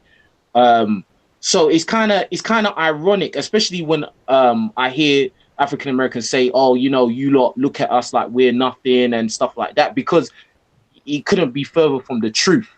Do you know what I mean? Like, you lot influence the rest of the African black community so much, and it, you know, whatever you lot do is copied for the most part. Do you know what I mean? And replicated. So I think a lot of black people around the world actually look up to Americans to see what you lot are doing and then emulate it to a certain degree. Do you know what I mean? So in terms of Black British, I don't really think we don't really have a specific image globally of anything in particular. Like, do you know what I mean? In my opinion, it's more about what African Americans doing, and then it's just kind of like everybody else. Do you know what I mean? We are second. Obviously, Black British, I'd say we are second, but then everybody else is like a very, very close third. Like, do you know what I mean? So, you know, that's just what I think, innit? And for me living there as well. Let me just add this real quick. What you're saying is true. I'm not going to disregard it. But here's what I found when I go to Africa. Dude, the Nigerian guys I wrote this on my last article about how Nigerians taking all of South Africans' women's. I gotta get shout out to my brother Roastmaster One. I gotta give it to Nigerians, right? Because they do have Nollywood, and although it's influenced, they still have their own like Afro beats. It's totally different from anything you hear on rap music. Now, I will say this: like, when This Is America, when that came out, then obviously Nigeria came out with a version, and then Jamaica came out with a version. That is true. Nigerians are influencing, not African Americans. I think Nigerians are more influencing in Africa. Like in Africa, you can definitely see that Nigeria has a complete hold on the market. Like outside of white dudes, Nigerians are the best thing. I think like every girl in Africa wants to get with a Nigerian dude. From what I've been in Uganda, you will hear Davido, you will hear Olamide, you're going to hear all types of music. You're going to see everybody selling Nollywood movies. So I think that you're right. I think though that Nigeria has a great influence more so on Africa, even though we do too. But in Africa, Nigerians are the kings. It just is what it is. You know what I mean? Yeah, I would agree with that. Because obviously, like in the continent of Africa, Nigeria is a powerhouse. It is the powerhouse. You know what I mean? But I would say globally, like it's African Americans. Yeah, you lot that's true. Are the forerunners, you know what I mean? Yeah, Black Americans have that reach. You know, they have a larger reach and more influence. And I think for me as a Black British, I kind of see Black Americans as having a more extensive history in the country, in America. So it's like, you have more roots, whereas we don't. You know, the vast majority of Black British people only came from the 60s or after the Second World War. That's true. Really, outside of a few Africans back in, I think probably Victorian time, like Oliwa, that freed slave, there wasn't much of a Black British or African British identity here. So that's why, this is why I bring up the question: why not call yourself Black British as opposed to your parents' country? You know what I mean? Mm-hmm. We need to build that Black British identity, because all we have really are athletes. Those are our only real icons. When you think of Lennox Lewis, I guess, or all these athletes, sprinters, Dwayne Chambers. That's all when you think of Black British, those are the only people that come to mind. But when you think of Black American, there's much more. It's more dynamic in terms of history. Mm-hmm. Mm-hmm. No, that's a great point. You're right. The British people, Black British, started coming in, after colonization. So that's a great point. Let me go to Senator Truth, man. What do you think about that? Is he there? Is he there? See him. Okay. I don't think we can hear you. I think he froze. Wait, Senator Truth, can you hear me? Wait, hello? Yeah. Can you hear me? Yeah, hello? Can you hear Yeah. me? Yeah, sorry about that. That was just my internet cut out. So, yeah. So, yeah, I didn't hear what the question was. So, what are you talking about in regards of? Okay. What influence do you think like the African Americans have on British or vice versa in your opinion? The influence that African Americans have on British people. Yes, right? Black British. Black British. What I would say is the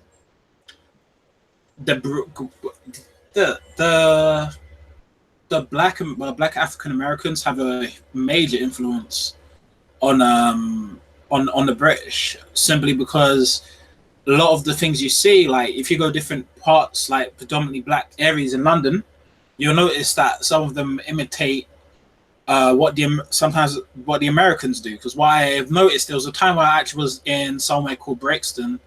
There was black women actually like emulating Nicki Minaj in regards of like the way she was dressed and basically the hair and all that stuff. Mm-hmm. So we are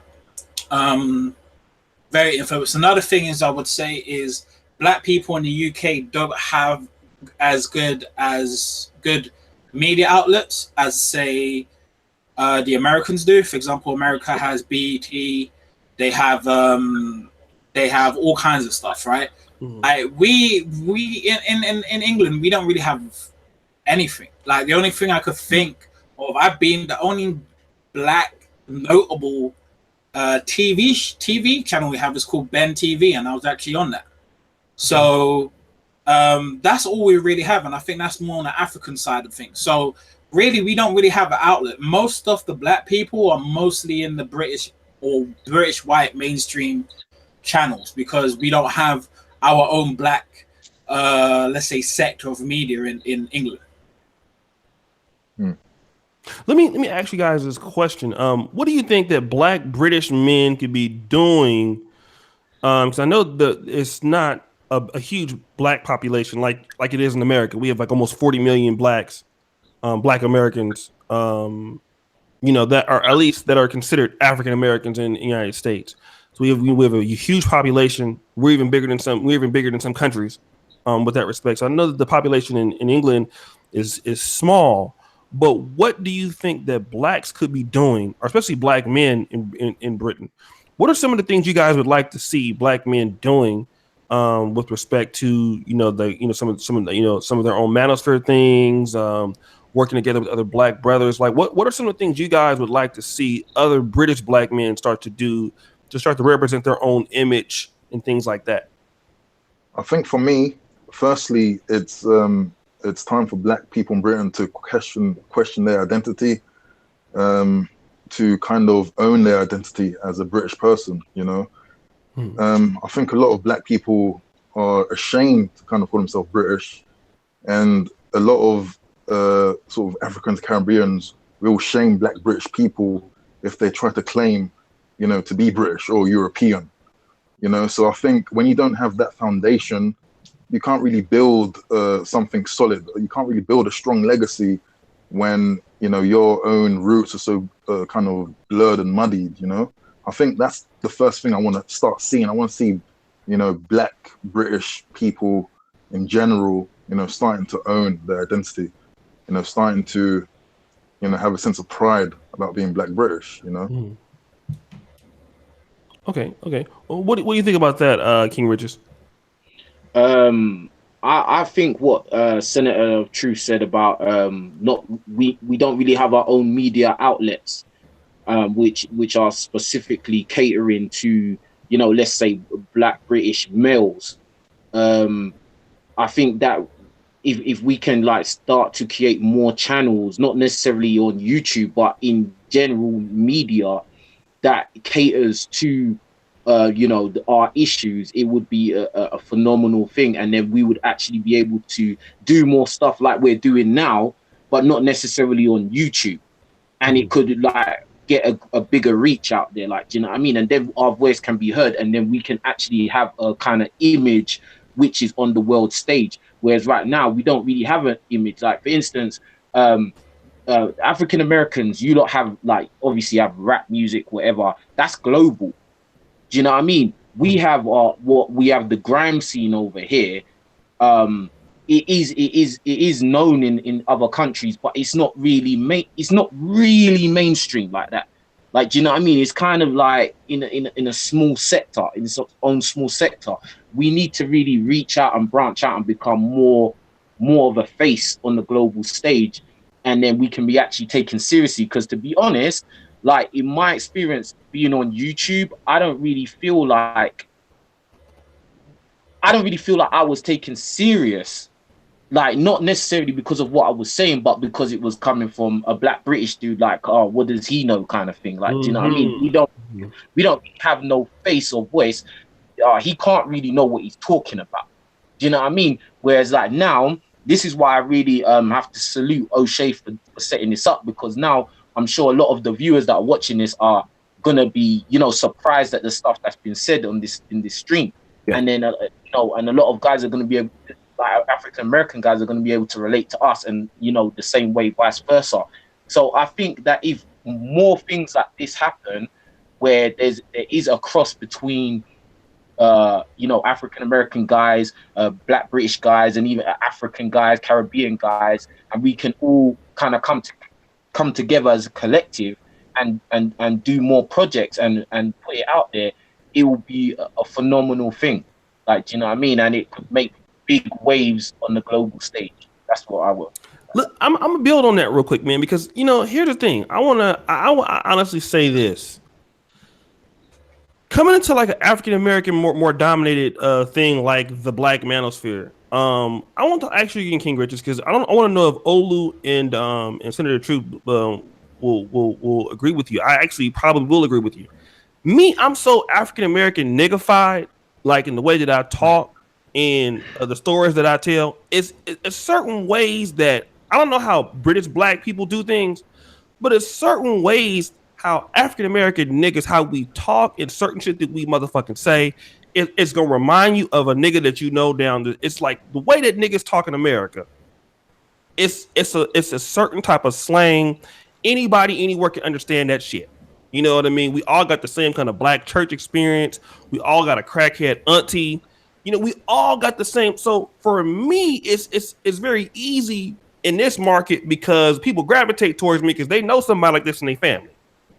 I think that for guys like you, though, it's like these guys are talking real proper. Like even Donovan Sharp, it was hard for him because he sounded like a white guy. You know what I mean? So I'm gonna ask Senator Truth real quick. Senator Truth, do you think that because trying to get into the manosphere or participate, it's harder being a black British guy because people don't think that you have the credibility as some of the other African American guys do? I would say so, yeah. Especially when you talk about the slang. Like in London or even Britain, we have different slang to what the Americans have. Hold on a second. The Awi, fuck you, nigga. Don't be coming here talking about what I can't say. Get your punk ass off the show. Go ahead. Basically, there was one where, we have certain words that is said in slang in regards of America that people won't even understand. If I went to America and I start speaking like certain slang over there, for example, if we said something greasy or like peng or words like that, people will be they don't understand what they say, or understand some of those words. But the thing is the other thing is in the British community as well, in regards of the black British community, in regards to that, is it's gonna be hard for us because like the Black Americans on YouTube or the Manosphere has a massive head start over us, and simply there's not a lot of black people coming out in the UK talking about stuff, and if for example, if it's a black dude,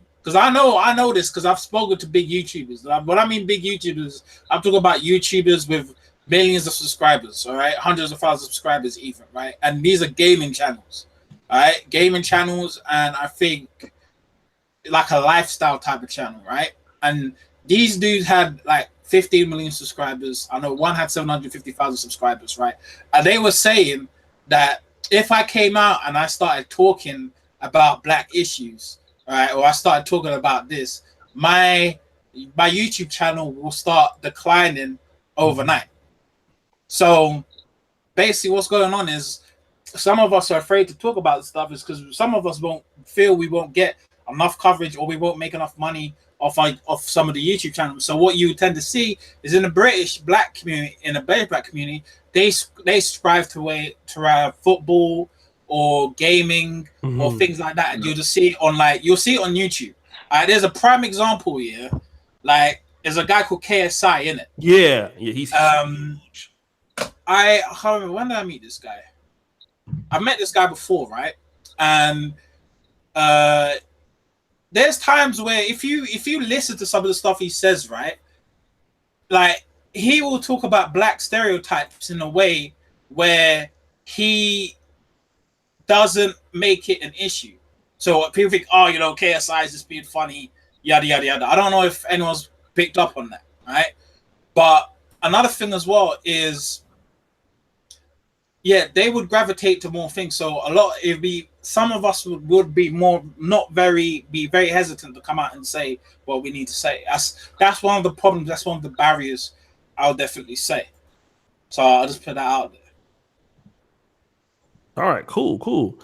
KSI is a boxer also?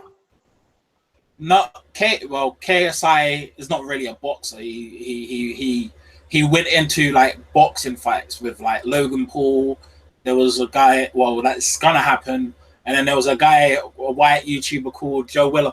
Basically, what's happening in British YouTube is they're gonna come to the mainstream. For example, black YouTubers, or, you know, it doesn't really matter, black or white YouTubers now have like their own football matches and stuff, and their own football teams and all this stuff going on now. So that's really what's going on over here, you know. So we don't really talk about that stuff. You ain't gonna see a Colin Kaepernick happen in football in England. It's just not gonna happen. Hell no, they ain't have no way, bro. Never happened. I co-sign what Senator said. Is like the black British YouTubers, they, like the big ones, they ain't talking about the stuff we're talking about. They're not. They're talking about the light shit, the soft shit. It's all kind of just entertainment, la fairy tale Disney shit. Do you know what I mean? Like, so as he said, it's hard for someone like us to get the recognition because our market is so small. And then obviously, just like Oshay said, the black American market is huge, but a lot of them are not going to be able to really relate to us, even though we are saying the same talking points. We're talking about the same exact shit, but with a different accent. So it's hard for that relation, that bridge to be gapped. And I know this 100% because I lived with you lot. Do you know what I'm saying? And I experienced that whole, you know, when I came over there and I was speaking, I'd have to repeat myself 5 times just to say one thing. And you know what I mean? It's just a thing, innit? It's just a little bit of an obstacle. But I do truly think it can be overcome. And like something like this is just is a turning point. You know what I'm saying? So that's what I would think. I say shout out to my brother Super Sly, man. You know, he's always on the channel. Shout out to him. Shout out to the boys, 5 British pounds. This is, you know, here's the thing. I think that like Donovan Sharp had the same problem, because Donovan sounds like a white guy. You guys know Donovan Sharp, right? Everybody over here knows Donovan Sharp. Yeah. So when I found Donovan Sharp, Donovan was writing in Return to Kings, and Donovan, I don't know if you know what American white guy sounds like. If you didn't see Donovan, you would think Donovan is white. You know. Shout out to the Abi. So when me and Donovan did our first show, dude, he was getting killed in the comments. You know, wow. Who was this white dude? Who? Oh my God! Like he's getting crushed, dog.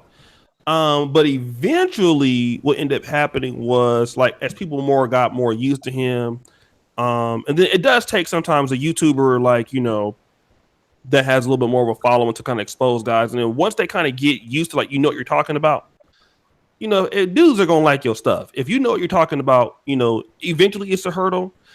But I think that the guys in London or in Britain are, you know, like Tunde Umana. Tunde Umana writes specifically about African-American issues on slayandevil.com. And he gets more views than we all do. Think about it. Alan Roger Curry writing, Donovan Sharp writing, Ron Wills writing. I write on NegroMastery.com every week. And Tunde Umana writes 3 times a week, and he gets more views than all of us. So he's a dude from Britain, and he writes about African American things experience. So, and I it just goes to show like the brothers from Britain have the same experiences and they have the same know-how. But I do think there's a culture gap. I think, more Black Americans tend to be a little bit more tribalistic. But I think that overall, you know what I mean? As time goes on, there's not going to be a problem. Anybody want to add to that? Or Yeah, just one thing. I think part of the weakness of Black British people is that, our group is so splintered, in comparison with a Black American. So, we've got Black West Africans, Black East Africans, do you know what I mean? Black Caribbeans. Right. So it's like talking points often might not be the same because, we're coming from different places, different origins. So it's going to be kind of like a subsect of the entire Black British community. So, that's a weakness for us in that we're not as unified as the Black American. Mm-hmm. Black British is really a splintered group. So many groups that contain within being Black British, so that's one of our weaknesses. You want to add anything on that, Senator Truth? Nah, I got nothing to add. Like, you spot on. I don't think there's anything else I could really add to this. Okay. What about King? Let me ask you this, King Richez, because you're when you hear about this identity thing of Black British, like I'm not saying that Falcon Black is saying denounce your Nigerian heritage, stuff like that. But I think what he is saying is just like how African Americans kind of, in our situation, we don't really know we don't know where we're from. Like that's the problem with us. Like that's a sad thing. Like that's one thing. Like at least people from Britain, you can you can directly trace. Like I'm from here or I'm from there, and we can't do that. We don't know where we're from in Africa, so we have no choice but to embrace the African American or Black American tradition because we don't know anything else. But what do you think about when he says that Black British people should be more willing to identify themselves as Black British, accepting this culture and a new identity versus I'm Nigerian or I'm Ghanaian, I'm Ugandan? What do you think about that? I agree. I agree to a certain extent. I think that he's right. And in terms of like Black people in Britain having our own identity on a global stage and being taken seriously, that is a necessity for us to be unified on that level. But I don't think you need to completely just be like, all right, well, fuck where my parents come from, fuck where my lineage comes from. Like, do you know what I mean? I think that we still can, we can do both. Do you know what I mean? Like, as I said before, if I go to Nigeria, they're gonna treat me like a white boy. Mm-hmm. Do you know what I mean? Even though both my parents were born and raised in Nigeria, I was born and raised in England. You're white. Do you know what I mean? So I would face a problem if I was living in Nigeria. Do you know what I mean? Mm-hmm. But at the end of the day, it depends what you're trying to do, innit? Like, do you know what I mean? Like, if you're trying to make something over in England, you kind of need to identify as I'm a British person. I'm making my stake here. I'm making my claim here. Like, do you know what I mean? Mm-hmm. But you don't need to completely disregard where you come from. You can do both. That's what I think. I mean, just a quick one. I guess it's like for white Americans, you got some that say, "Oh, I've got a lineage from Norway or Germany or something like that," but they still put that American identity at the top. So that's like their primary identity. We're the same, basically. But I guess what I'm saying is that it needs to be more. We need to be more pronounced with that terminology of Black British. Let me ask you this real quick, guys, and I'm not going to try. I'll end up in the next 20 minutes if you guys got time because this is a good podcast. This is what I want to know. You said that 20 minutes. He said that hour. Good, man. This is good. I'm watching the clock, man. Watching the clock. Okay, 15 minutes. I promise. 15 minutes. I'm joking. 15 minutes. Let me ask you this real quick. Here's what. Okay, I don't know. I know Falcon Black. You've never been to Nigeria. Yeah, that's true. Never been. Okay, I know that you've been. Okay, here's the thing. with respect to, you know, as an African, I've been to South Africa, I've been to Uganda. Although I would say my experience was more quote unquote African. You know, like when I went to Uganda, I felt more like, okay, this is the continent. Although I'm not Ugandan, right? I do realize that if they see me, they don't know where I'm from. When I start to speak, that's when people will start to acquiesce to, okay, this is a Westerner. But I still have no roots in Uganda or anything like that. Being that you're from Britain and you go back to the Caribbean, like Senator Truth or things like that, or wherever you go, do those people do you think they're going to accept you? Because I found out as an African American, when you go to Uganda, like you're a foreigner, you know, like hey nigga, hey, good for you to be here. Thank you for bringing your money, but you're not from here. You're from the outside. So let me talk about that. I'm gonna start with Senator Truth. I mean, how do you get treated when you're in Grenada? You know, I know a lot of people from Britain are wanting to go back to the homeland and establish business. A lot of it's a trend, especially a lot of British Ghanaians are doing that. A lot of British Nigerians are doing that. You see it all the time on YouTube. Are you treated as an outsider, like you're not really from there when you go back to Grenada, places like that? Nah, because I've been to Trinidad and I've been to Grenada. And when I go there, I get treated like a king, man. I ain't gonna lie. Really, because I've been to Trinidad and I went to Grenada recently for my dad's funeral.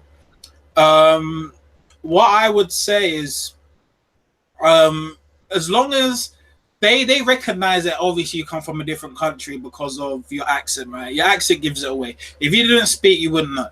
They wouldn't know, all right? So what tends to happen is if you display certain talents or you display certain knowledge that is not known in their country, for instance, right? For example, this was so interesting, right? Where I played because I played football, right? And the people in Grenada they're not the greatest at football, but they can play, all right? And I was playing with them and whatever, and basically there was this mini tournament we had, right? I won the tournament with the team and whatever. But it was when I started busting out certain skills they never seen before.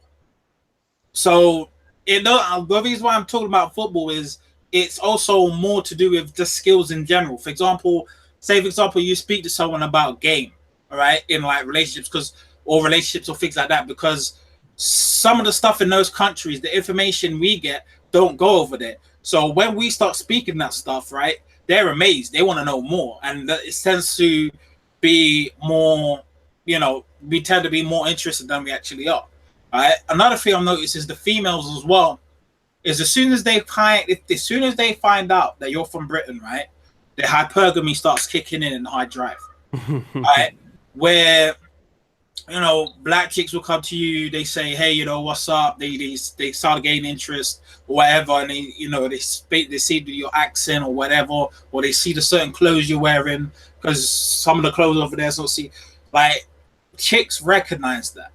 All right. And then what happens is sometimes they'll straight up treat you like kings. For example, I remember one guy cut me a coconut water. One time I was invited over to someone's house, for a meal. One person taught, and these are like people that I don't even like. Some of them I don't know, and some of them I know through other people, right? Mm-hmm. So what I tend to notice in some of these countries is the togetherness. There's a lot more togetherness in that country. That's what I tend to notice when I go over there. So even if you came from, say, England and you went to Grenada or Trinidad, this is just my experience. It could be different for someone else. Things seem to be cool there. It's just they acknowledge that you're from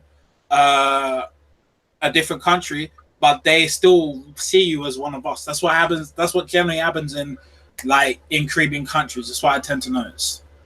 Okay. Let's go to King Richez, because I know my brother hasn't went to Africa yet. But King Richez, let me ask you this: do you think when you go to Nigeria, you treat you like a white person, but do you feel like you're gonna ever really be accepted if you want to move to Nigeria and do something, to do a business or something like that? Do you feel like you'll ever be a part of the society there?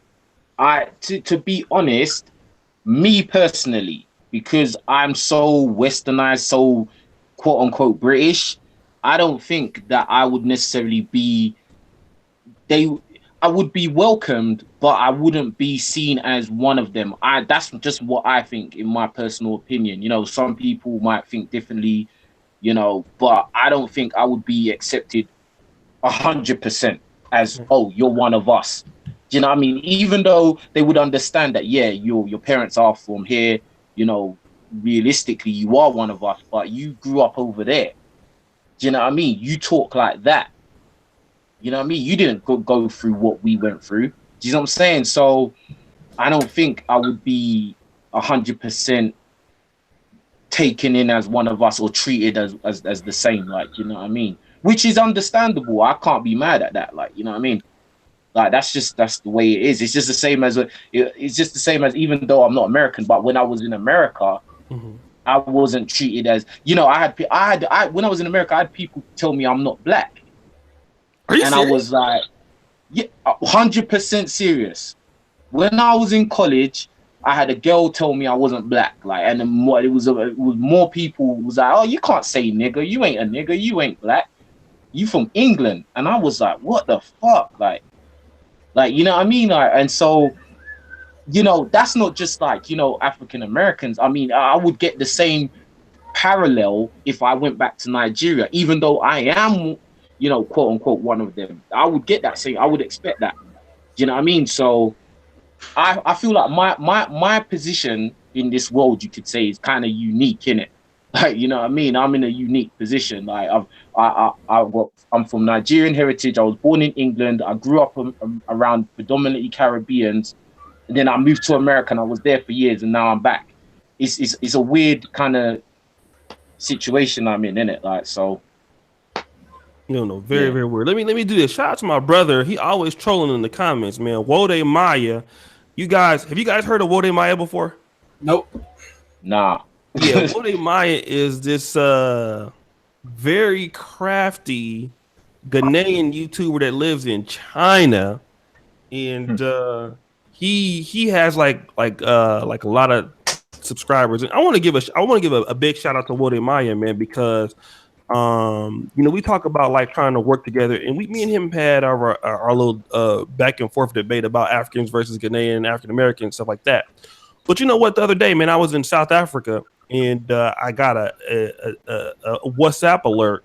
This brother has added me to a bunch of African YouTubers in a WhatsApp chat. He did it by himself, and you know, I had to really thank him for that, because you know, he really is trying to work with the brothers, you know, black YouTubers. He doesn't just say that. He's really about that. His brother has a YouTube channel. I've been helping his brother out with certain content strategies. So Wode Maya is the truth, man. He's doing a really big thing with Bridge in China and in Ghana. He speaks fluent Chinese, man, and he has like really great YouTube channel. I'm a big fan of his channel. I'm always waiting for him to upload a video.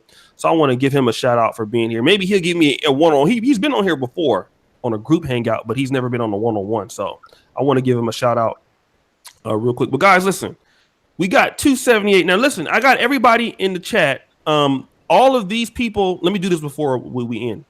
If you want to subscribe to any of these guys, King of Richez, Senator Truth, Falcon, Black Mgtow, all their channels are in the description. So this is what we want to do. I need everybody on the video to go into the description and subscribe to everybody on the panel, right? And I really want to give a great shout out to my man, Senator Truth. He made an excellent video critiquing the Black Manosphere. And again, man, I don't think you knew this was going to happen, did you? No. A lot of, let's say, a lot of prominent black YouTubers in the Manosphere, you know, have, you know, clocked onto this, message me. What I've noticed as well is some of the YouTubers, like some of their content is actually kind of changed up. There's one or two I've seen who's actually take what I said seriously, and I've seen some of what they, you know, what I've said is actually changed up. But yeah, I wasn't really expecting this. This was just something I was getting out of my chest. As you know, I actually left the Manosphere, but now what I'm thinking now is I may have to consider reconsider that situation. But I'm gonna have to completely change Probably rebrand the whole channel. I think I'm just gonna talk predominantly black issues. So that's something I'm gonna might consider doing. It's not complete because I have obviously, as you know, Oshay, I'm working with, I'm doing the autism stuff as well. So now I have to figure out a way of like being able to juggle the two if that was the case. Mm-hmm. So I have to really think about it. But based off the encouragement that, you know, I have seen, you know, from other YouTubers, people thanking me. I even got messages on my Facebook, all that stuff.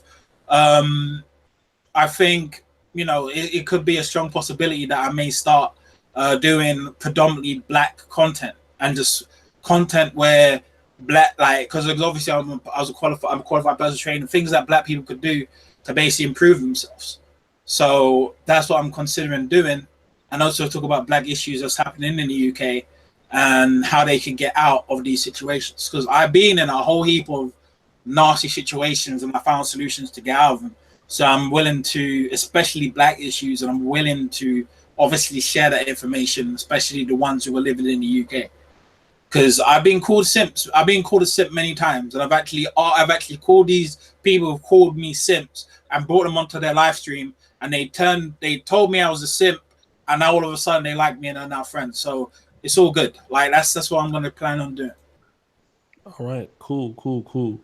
So man, thanks to you for coming on. Let's Olu, any last words, brother, for today's UK Black Manosphere podcast? Yeah, I just want to say, Oshay, man, it's a pleasure that you brought me on. You know, we've been in connection for some years now. You know, it's been a privilege and a pleasure to moderate the chats, you know, and to come in there. So yeah, thanks for all you do for the Manosphere, the Black Manosphere, you know, the website, you know, keep it up. I'm still supporting you, still keeping the chat in check. So keep on doing your good work, man. Dude, I think that you were the first person to Patreon me when I didn't even have I just created it and you just found me and like pledged. I think you had it tomorrow. I think I told you, yeah, when's your Patreon starting so I can start, man, so I can start paying, man. Yeah, thanks so much. Again, thanks. Shout out to Harry Mingo. And you know, a black, me and him gonna do a one-on-one. You know, it's funny because I didn't know a lot of times the moderators, you don't know that they want to actually get involved because they never ask to get it on the channels, and then you see them like doing other videos and channels. I'm like, yo, you know what I mean? So I'm gonna try to bring more. Definitely, I want to do this next week if you guys are down. And last but not least, man, my man King Richez. I think a lot of people do know who you are more so than the other two guys. Man, did you enjoy the show today, brother? Or? Yeah, it was awesome, man. I really have to take my hat off to you and salute you for doing this. Like, this is actually a very like influential, big thing. I think it's bigger than people are actually really thinking about. Like that, you've bridged the gap, and it's big things, isn't it? Like, you know what I mean. So I'm really excited about what could come out of this, and like, you know, future streams and whatnot. Yeah, man, I'm thinking about you know, doing this because you know usually because we're on different time zones. I mean, I'm in Europe. But usually, you know, you have the LAR movement. You have, you know, I'm doing shows with you know, Sinful to P or other people all the time. But man, you know, I think, man, the guys got a kick out of you guys, man. Like they listen to you guys talk. I don't know if it's the accent or something, but these guys love you guys, man. You guys are a part of us too, you know, and you guys moderate. You guys come in. You guys contribute, and the brothers were just happy to hear from your point of view. So I think if you guys want to come next week, or ever want me to come to your channel, you know, I'll bring the show to you. You can bring, you know, it just depends on you. I'm willing to do at least once a week. On here. I could appear. Just give me a time and a date, and you know, I'm flexible. You know, and I should be around. Bring the chicken. I'll bring the pounded yam from Nigeria. Hey, now you bring the stereotypes into this shit. All right, guys. So again, you know, niggas love chicken. Guys, thank you for coming on. I know hopefully next week, I know I'm gonna get a lot of emails like, yo, can I get on? So I think that the next time it's gonna be like a lot more guys, man. I think like in like 3 or 4 weeks, we'll have like 10 guys on the panel at the same time. and it'd be like BGS Itmore with all British dudes. That'd be crazy.